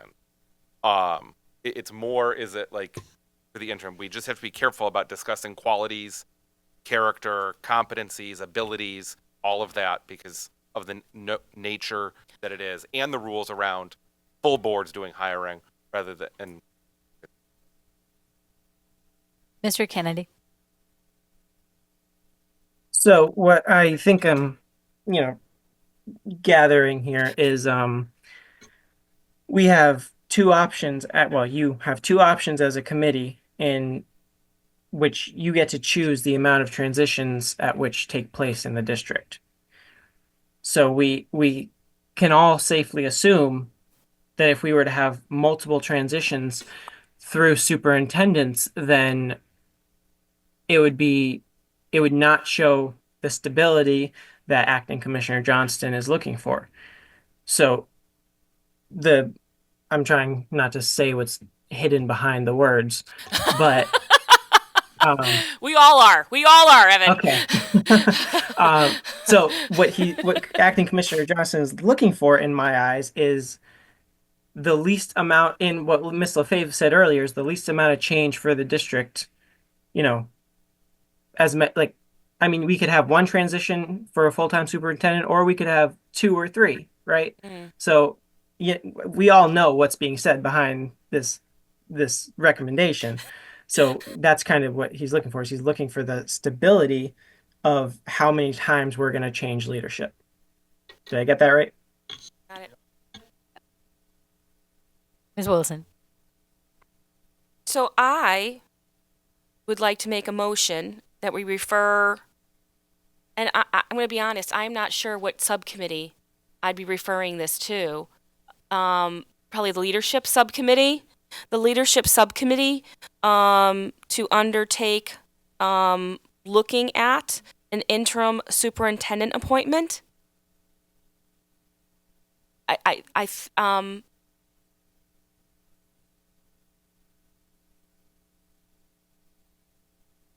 So that might. Motion is on the table. Do we have a second? Mr. Collmore seconds? Yeah. Okay, discussion. Mayor Garcia. So I listen, the best option right now to achieve exactly what the commissioner talked about, what we're all talking about here, assuming the one candidate that's sitting to my left even wants to be the interim, is Anthony Soto. And I'd love to just not, we got a lot of work to do, and I want this to be the one thing that we don't have to worry about. I don't speak for everybody, but personally, we all enjoy the work that. Mayor Garcia, I will stop you right Test, there. test. Oh, That we do not, if that's happening, that we do not discuss any of the possible qualifications or anything like that about Mr. Soto. possible qualification. So, rather than going to committee and we're voting on this, I'll just vote no to go to committee. And if there is a follow-up motion, one which is let's just make this interim appointment, and put this and move forward with other business that we have in front of us with the transition. Ms. Wilson? So the question I have is let's just say there was a motion to appoint an interim superintendent, and we all were to pass that. Would we then enter the negotiations phase? That would be my question, because I want to just walk through this process, because it's not just as easy as appointing an interim. There is a process to this, because it is our fiduciary responsibility, starting July 1st. And we talked earlier that he could write a letter, interim, Mr. Johnston could write a letter allowing us to enter into those negotiations. Correct. Mr. Sheehan? Let's assume the commissioner grants the committee the authority to contract with the superintendent. Interim superintendent. So the steps that would take at an upcoming meeting, a draft contract would be brought to the school committee in executive session, that the school committee would then review, recommend changes, do whatever they may like to see in that draft contract. That draft contract would then get presented to a candidate, and a candidate would choose whether or not they want to accept the contract or not. If they had other demands or requests for the contract, it would go back to executive session for the school committee to take up. We're going to say the school committee accepts all of those agreements, and they tell the person they're going to accept all the agreements. The school committee would then bring the contract into public session and vote on the contract publicly.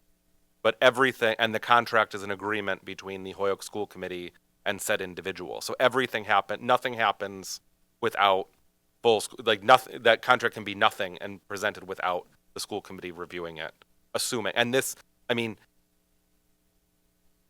it can take 2 months. Right. Just because scheduling meetings and those types of, I have a friend in a contract negotiation right now that's in month 2 for a superintendency, just because of timing. Ms. Lefebvre? So then, for clarification, purpose only, and to really understand where we're at right now. I know, because the motion it's not your motion. No, the it's motion Ellie's is motion. just a broad, I don't know what the expectation would be coming out of leadership, because that was something that came out of the local control, is that with leadership, is it that we're expecting the leadership and accountability to say, we want this person, when actually that should be like a full committee? I don't know. What would be the purpose of it going through leadership? Ms. Wilson?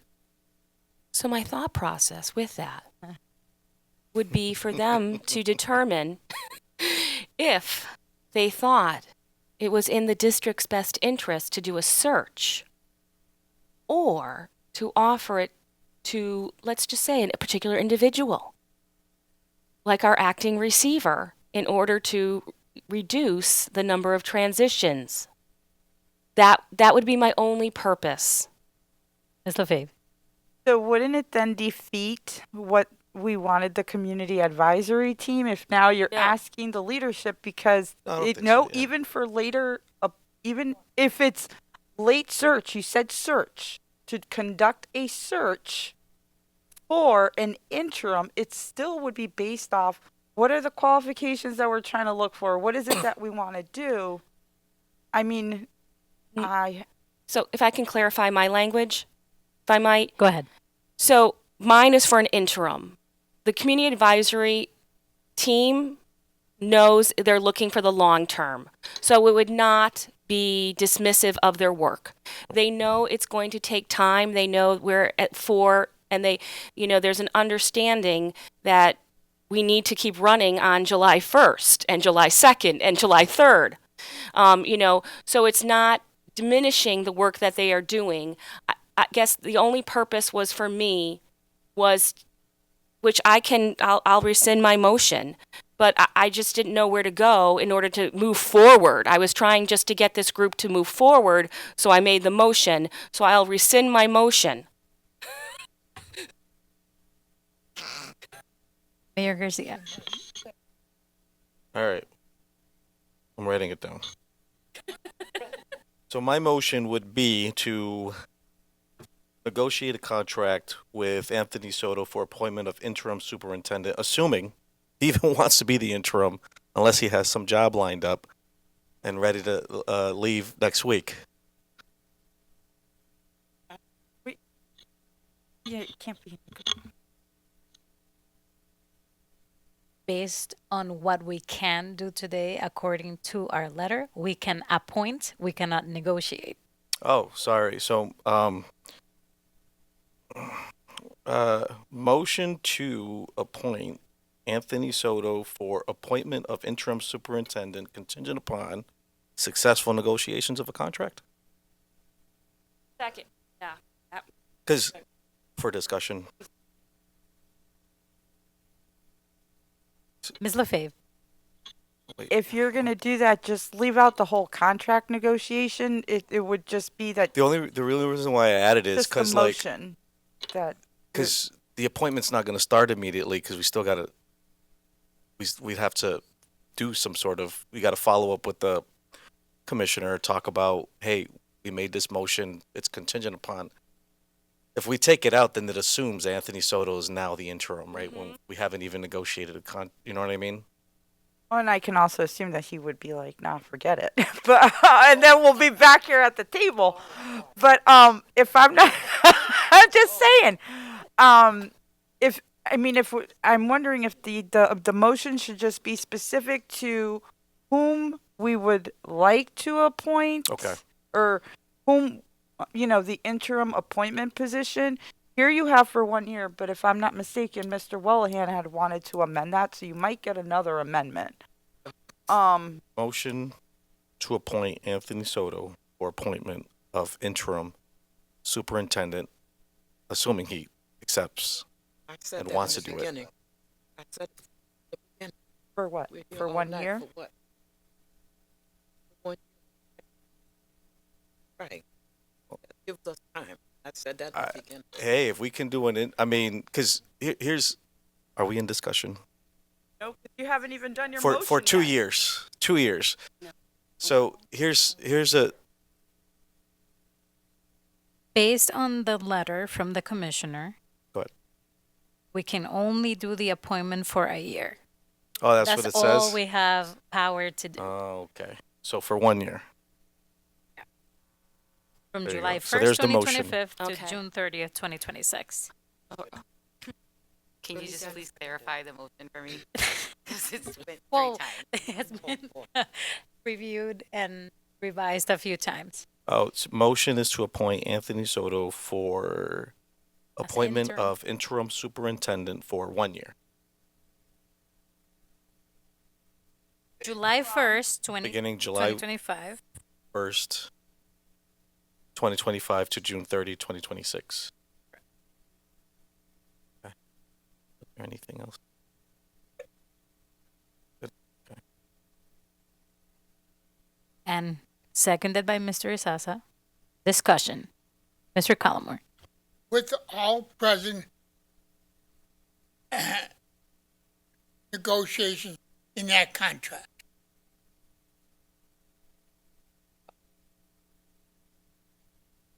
We're not able to talk or disclose or do any negotiations because we don't have power to do that, according to DESI. That would have to be coming to us from another letter from Commissioner Johnston.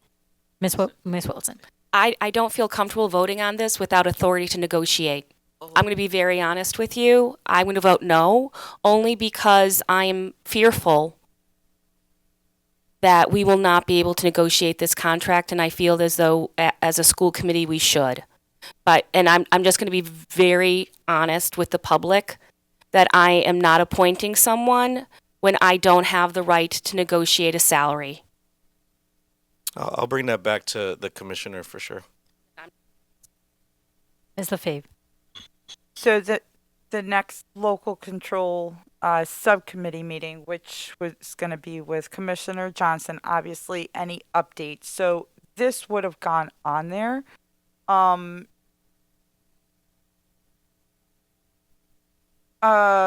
Is there a way, Devin, if you could, if we were to amend that motion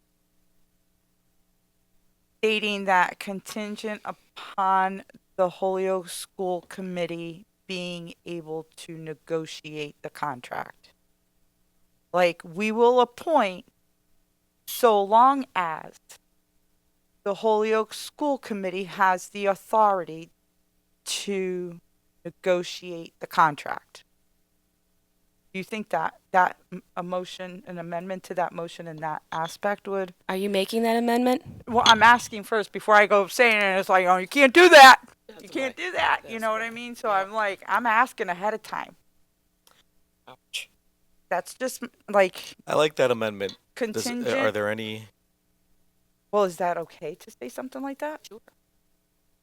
All But then. If you So have a it would second, we be- can discuss. It would be I- whatever he said, Mm-hmm.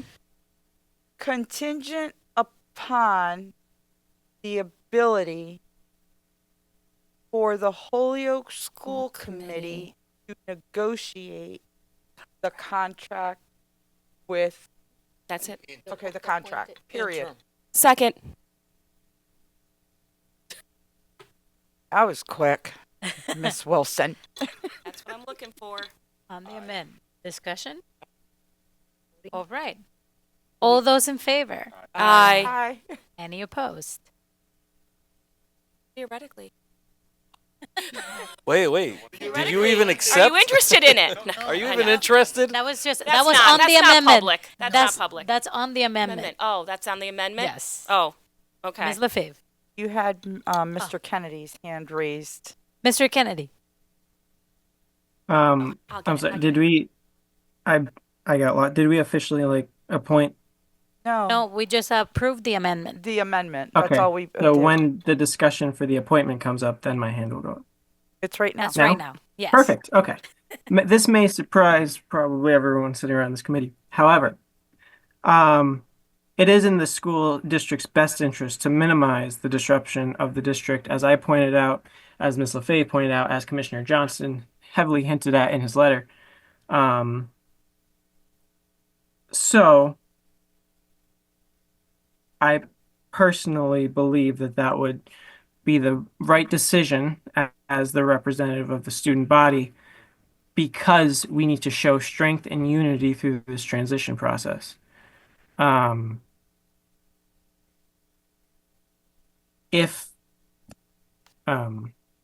We need to show strength through this process to ensure that we can do this, because as Ms. LaFave has pointed out in this meeting and in the past several meetings since we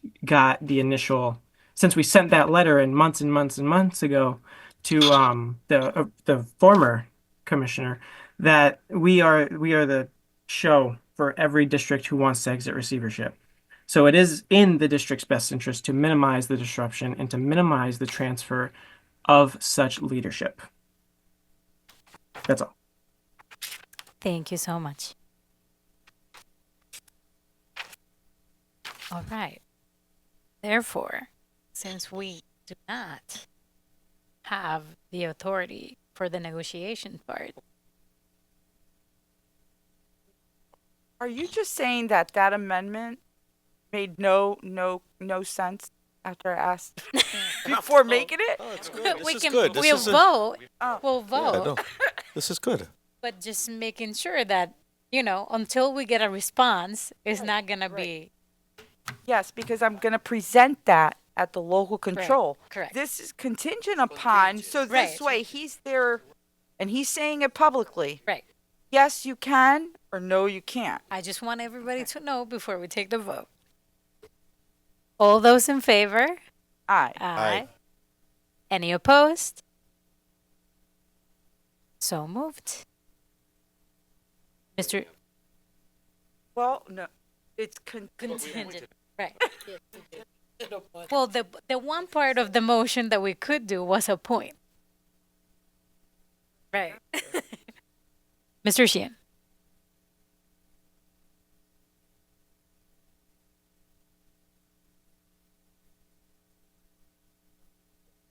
No. I think we're good. We're able to go to the next.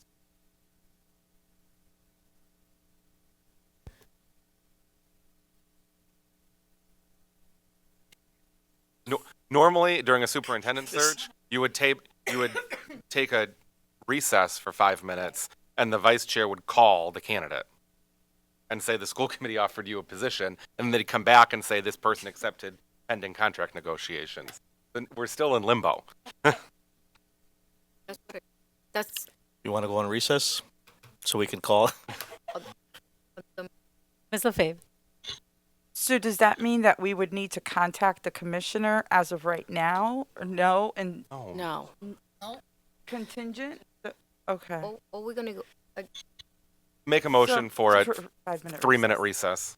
So moved. Second. Seconded by Ms. Wilson. 3-minute recess. All those. Those in favor? Aye. Any opposed? So moved.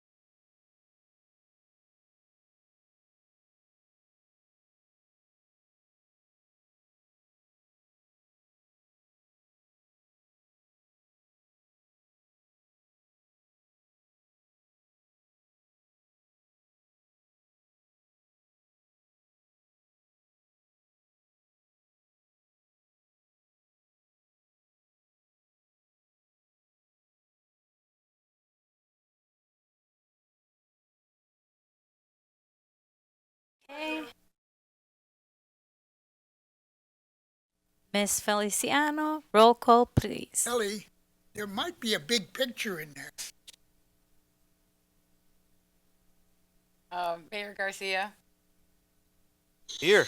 Dr. Rivera Colon, Here. Mr. Sheehan. Here. Ms. LaFave, Present. Mr. Brown Martinez, Here. Aquí. Casa, Mr. Wellahan, Mr. Collmore, Yes. That was a here from Miss Wilson. So at this time, Mr. Soto has accepted, of course, contingent on negotiations. Thank you.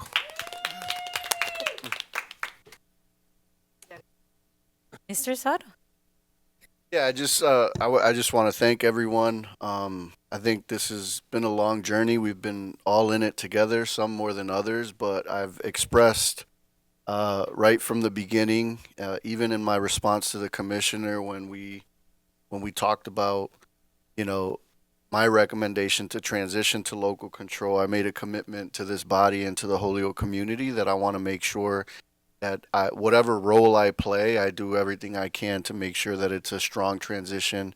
And I'm glad that, we can continue making sure that happens. And I appreciate your confidence in me. And, looking forward to continuing to do that with all of you amazing school committee members. Thank you. Thank Madam you. Vice Chair. Mr. Sheehan. Yeah, I would like to make a motion to direct the vice chair to send a communication out to the school community regarding tonight's meeting. So moved. That was seconded by Mr. Sheehan. All those in favor? Aye. Motion by him. Yeah, seconded motion by Mr. Mr. Collmore. Sheehan, seconded by Mr. Collmore. All those in favor? Aye. Any opposed? So moved. Motion passes unanimously. Just making a note for myself. That's fine. It's- Right. So moving on. Approval of meeting minutes. Motion to vote to accept and approve the meeting minutes of the 11/20 Policy and Governance meeting minutes. Ms. Wilson? I had sent Ms. Feliciano a couple edits that she needed to make, and I'm sure that they were done. So I just wanted to let people know. Right. So, motion seconded. All those in favor? Aye. Any opposed? So moved.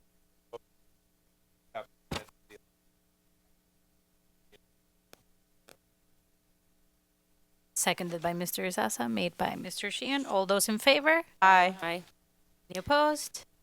So moved. Motion that the school committee votes accept and approve the meeting minutes of 11/25, 25/25. That was 11. We ain't even there yet. 11/24. 11/25/24 school committee meeting minutes. Second. All those in favor? Aye. Any opposed? So moved. Motion to accept and approve the meeting minutes of the 12/9/24 school committee meeting. Ms. Wilson? Second. Second by Mr. Collmore. Discussion? Ms. LaFave? Okay, so in this one, I don't know how we want to proceed. Where I do see some concerns on this one is going to be based, because this is the policies one, when all the policies came out. But if we go down towards, it will be section, going, it will be under section D, I believe. It's just, section E, updates of committees. So it's just like a blanket statement. So like Mr. Sheehan made a motion, vote to approve the following policies from Holyoke Public Schools, section A, period. We don't know which ones those were. because it's connected to just the entire file. So you wouldn't be able to decipher which ones were which. And then we have one that was held. Move to table the approval of the minutes. Okay. Second. All those in favor? Aye. Any opposed? At the Meeting school- minutes for the 12/9/24 were tabled. Motion And- to accept and approve the meeting minutes of the 1/7/25 school Second. committee meeting. Seconded by Ms. LaFave. All those in favor? Aye. Aye. Any opposed? So moved. Updates from committees. Policy and Governance Subcommittee, Ms. Wilson. Well, hello again. So we have gone through sections A, B, C, and D. There are a couple outlier policies that we are going to work on. We're looking at getting some feedback. So just so you know, we're all so those are ready for the receiver to review, and we are moving forward on February 6th with E and F. And we will be letting others know when we get to the student section, because I'm sure we're going to want a representative to attend the meeting to speak to the student section, which will be coming up in a little bit. Okay, next up, Finance and Operations Subcommittee. Thank Sir you. Willihan. Thank you. Some of the stuff we already we met on January 23rd. Some of the items we already discussed tonight. I apologize for the confusion, the transfers. I know we're trying to work out the best system, both for the administration and finance committee and the full board here, kind of get the right format down. So I apologize for any confusions. I know one of the items that was on the last full agenda here was a transfer for contract services from teacher salaries to contract services for $109,000. I know Mrs. Wilson had some questions whether there was enough research done to see whether district could hire enough staff to perform the services in-house, and there's really not. Most of the districts are having extra money in their budget for teacher salaries because of the lack of teachers throughout really the state, really. So so we had to contract out for that. So that was the reason why for the $109,000. So that was voted on at our last meeting. So hopefully we'll bring that back to the board here for full approval. Talked about the transportation budget. That still has to be looked at in terms of the money that we're expending. That line item, again, that's another cost that the state is facing. Just transportation costs keep going up and up. So we're trying to figure out the best way to approach that. And had some grants that were approved, and that motion tonight that we passed on the $1 million for the school improvement for the facilities.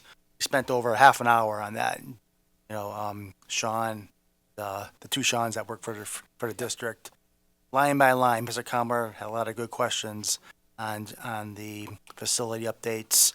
A lot of the facilities are old. I'm not going to say neglected, but they're original. Some of them were for playground equipment, furniture for the new Peck school, the pool at the high school, fixing that, basic doors, just basic bathroom fixtures, a lot of just smaller items that add up. And so there was a need for that. I know $1.2 million is a lot of money, but again, we did a detailed over half an hour. Mr. Calmer had a lot of good questions on that. So again, we're doing our job in terms of making sure that the money is well spent. I don't know if Mr. Calmer has any comments. No, I made my comments earlier. Sounds good. Moving on, joint city council. Oh, Mr. Sheehan. Is there money going from the funds that we approved the transfer for to buy furniture for the new PEC school? No, it's furniture for the high school. Oh, okay. High school. I thought I heard PEC. Okay. Sorry. Ms. Wilson? So I'm not sure if it's relevant now or not, but when we're talking about transferring funds to cover positions, I would always be looking at the website to make sure that those positions, if we're going to do through contracted services, that those positions are posted. So we are looking for our own candidates. So I just want to make sure that that has been done. Thank you. Mr. Wellahan? Yeah, thank you for that. Yeah, that question was asked. Yep, thank you. Thank you. Next up, joint city council school committee. Mr. Cullimore? I Or can go. Mr. William? Yeah. Go ahead. We're scheduled to meet on February 12th. I know one of the items that we briefly touched upon tonight, Mr. Soto talked about having what was that? Would you call it a hot chart or something like that for the facilities? It's a heat map. Heat that map, the okay. Facilities I team like puts that. it. I never heard, okay. Red, yellow, green. Okay, the heat map. I like that term. Okay, I'm gonna put that in my memory box.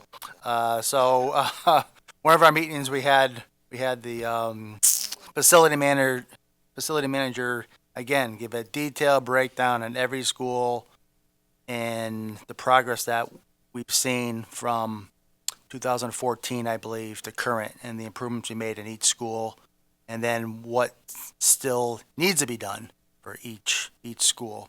We're going to try to put that on the agenda for the joint council, because it's really a partnership in some aspects where the city council is approving funds for the city to be expended for certain projects. So hopefully we're going to have that heat map on the that'll be on the February 12th agenda. Thank you. Thank you. Local control subcommittee. Ms. LaFave? So our next meeting will be February 10th with the commissioner prior to our regular school committee meeting. We are going to have to look at rescheduling the March 17th one. Geez, I wonder why. Anyways, so yeah, I've got to reach out to them to see if there's another date that we could do. And then May 27th is basically, that's towards the end. That's it. It's like, so I just want to make sure that everybody continues to look and follow this capacity. You don't have a capacity building plan, Jay? Oh, I thought you said you didn't have one. I'm like, you don't have one? Follow it, because there's things in here that are coming up, and I just want to make sure that we capture stuff during our updates to the commissioner. So, we are doing a lot of work and we've got to show it. Whether it seems minimal, whatever, we have to show what we're doing. And like I said before, we're going to have areas that we need improvement, but that's what they want to see and that's what they want to hear. Areas where we're having difficulties, we addressing it. This is the plan that we have in place to make it better and, to correct the issue. So we'll figure it out along the way. We'll do great. So February 10th, if you want to be here, great. March 17th, if you want to be here, you'll be the only one.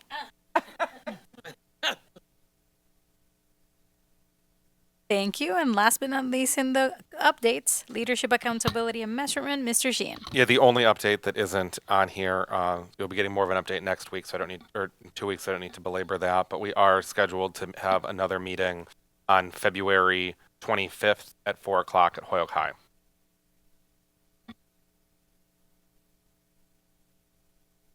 Next up, Yonder Bag.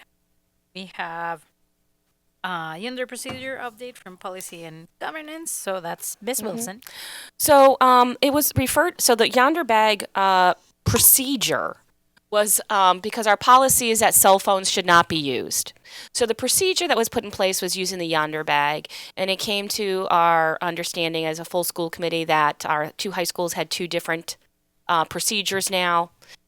And so it was sent to the subcommittee. One thing we did look at as a subcommittee, we looked at the numbers for diversity, equity, and inclusion, making sure that one group was not being treated differently than the other based on the two schools and their population. And that is not the case. They are very similar in their makeup. So, based upon each school, with the bags that we currently have, we're saying that, you can go ahead and administer the policy as you deem appropriate for each high school. Mr. Soto, did you want to add anything? Yeah, in your packet, I just kind of provided a summary, and I'll just echo what Ms. Wilson said. We brought in Mr. Tambiano from Holyoke High School and our principal, Rosie Caracciolo from Dean, and they explained, why it's not a cookie cutter. We should do it the same. Like they explained wanting to have the flexibility to use the Yonder Bags in a way that best meets their needs. So at the North Campus, they have a certain process where Yonder Bags are available, but students are expected to, they come in, they scan an ID, basically stating they don't have a phone, and as long as the phone's away and kids aren't using it in the classroom, it doesn't really become a problem. There's very few students actually that are choosing to, I have a hard time self-regulating, and like if my phone's there, I want to use, I'm gonna use it. So they choose to use the Yonder Bag. So I think that, both campuses reported that about like 10% of the kids are actually using that. But as long as the phones are away, that's what works for them. That's what they're able to managed, instead of like chasing down who has a bag, who doesn't have a bag. And overall, the committee felt like it was appropriate to recommend to the full committee that we just allow the principals to use the Yonder Bags in the way that best meets the needs of their students, given the capacity that they have and what's going on in their buildings. And that's what you see in front of you. Thank you so much, Mr. Kennedy. I would like to thank Ms. Wilson and her committee, as well as Receiver Soto and his team, for the research that they did into this this policy that was put before us today, or what he just said. It's late. I'm sorry. I appreciate that you are allowing the students to be responsible with their own actions, in the sense that, you're not saying you're allowing the students to have accountability for their actions. I understand that, if they're playing music in the back of their classroom, that's not a good thing. If they're texting in class, not paying attention, not a good thing. They face repercussions for that action. However, you are allowing the student to have self-control and just, being responsible with the device. I still believe that the cell phone should be used as a device. Sorry, not a device, a tool, since it's used as a tool in everyday life. However, I understand that is not feasible at the moment to, add that into teaching in a school when we already have to meet so many certain requirements. But I thank you, Ms. Wilson. Thank you, Receiver Soto. And again, I support this move. Weird day for me today. So out of character, Mr. Kennedy. Mr. Kennedy, we got your praise. Wow. Thank you so much. And one of the things, and I know I was always agreeing with Mr. Kennedy on this one. Everything that we do in a building has to be about learning. Ms. Lebron Martinez. Yeah, one of the things that I just want to touch on the subject is that the cost of having these replaced, I thought they were out of our range. It could pay for a salary for one of our school teachers, and I never realized that as this is being pushed around. So that kind of opened my eyes to say, I let them decide how it's best used on their schools. It's very expensive, and I didn't realize. Yeah, if we were to basically say every student had to have one, it's about $90,000, and then they changed their pricing model where you pay one fee and then it's an unlimited replacement cost. They just changed that this year to, yep, you're paying the 90,000, but anytime you need another one, it's like another $20 or $30, which we've talked about, that being a part of the restitution process and all that. But overall, like, even like it would be a waste of Holyoke Public School resources if we said every student's gonna have it, because we see now in practice that not all students are using it, and staff aren't worried about it as long as the phones are away, and they're only using them in designated areas at times that are approved by the school community. Ms. LaFave. Allows yonder banks based on procedures drafted that meet each building's needs. That's the motion. Anybody want to? Do I hear a second? Second. Discussion? All those in favor? Aye. Any opposed? No. Motion to adjourn. Seconded by Ms. Stanley Williams. All those in favor? Aye. Any opposed? So moved. Thank you, everybody. Adjourning this meeting at 8:31.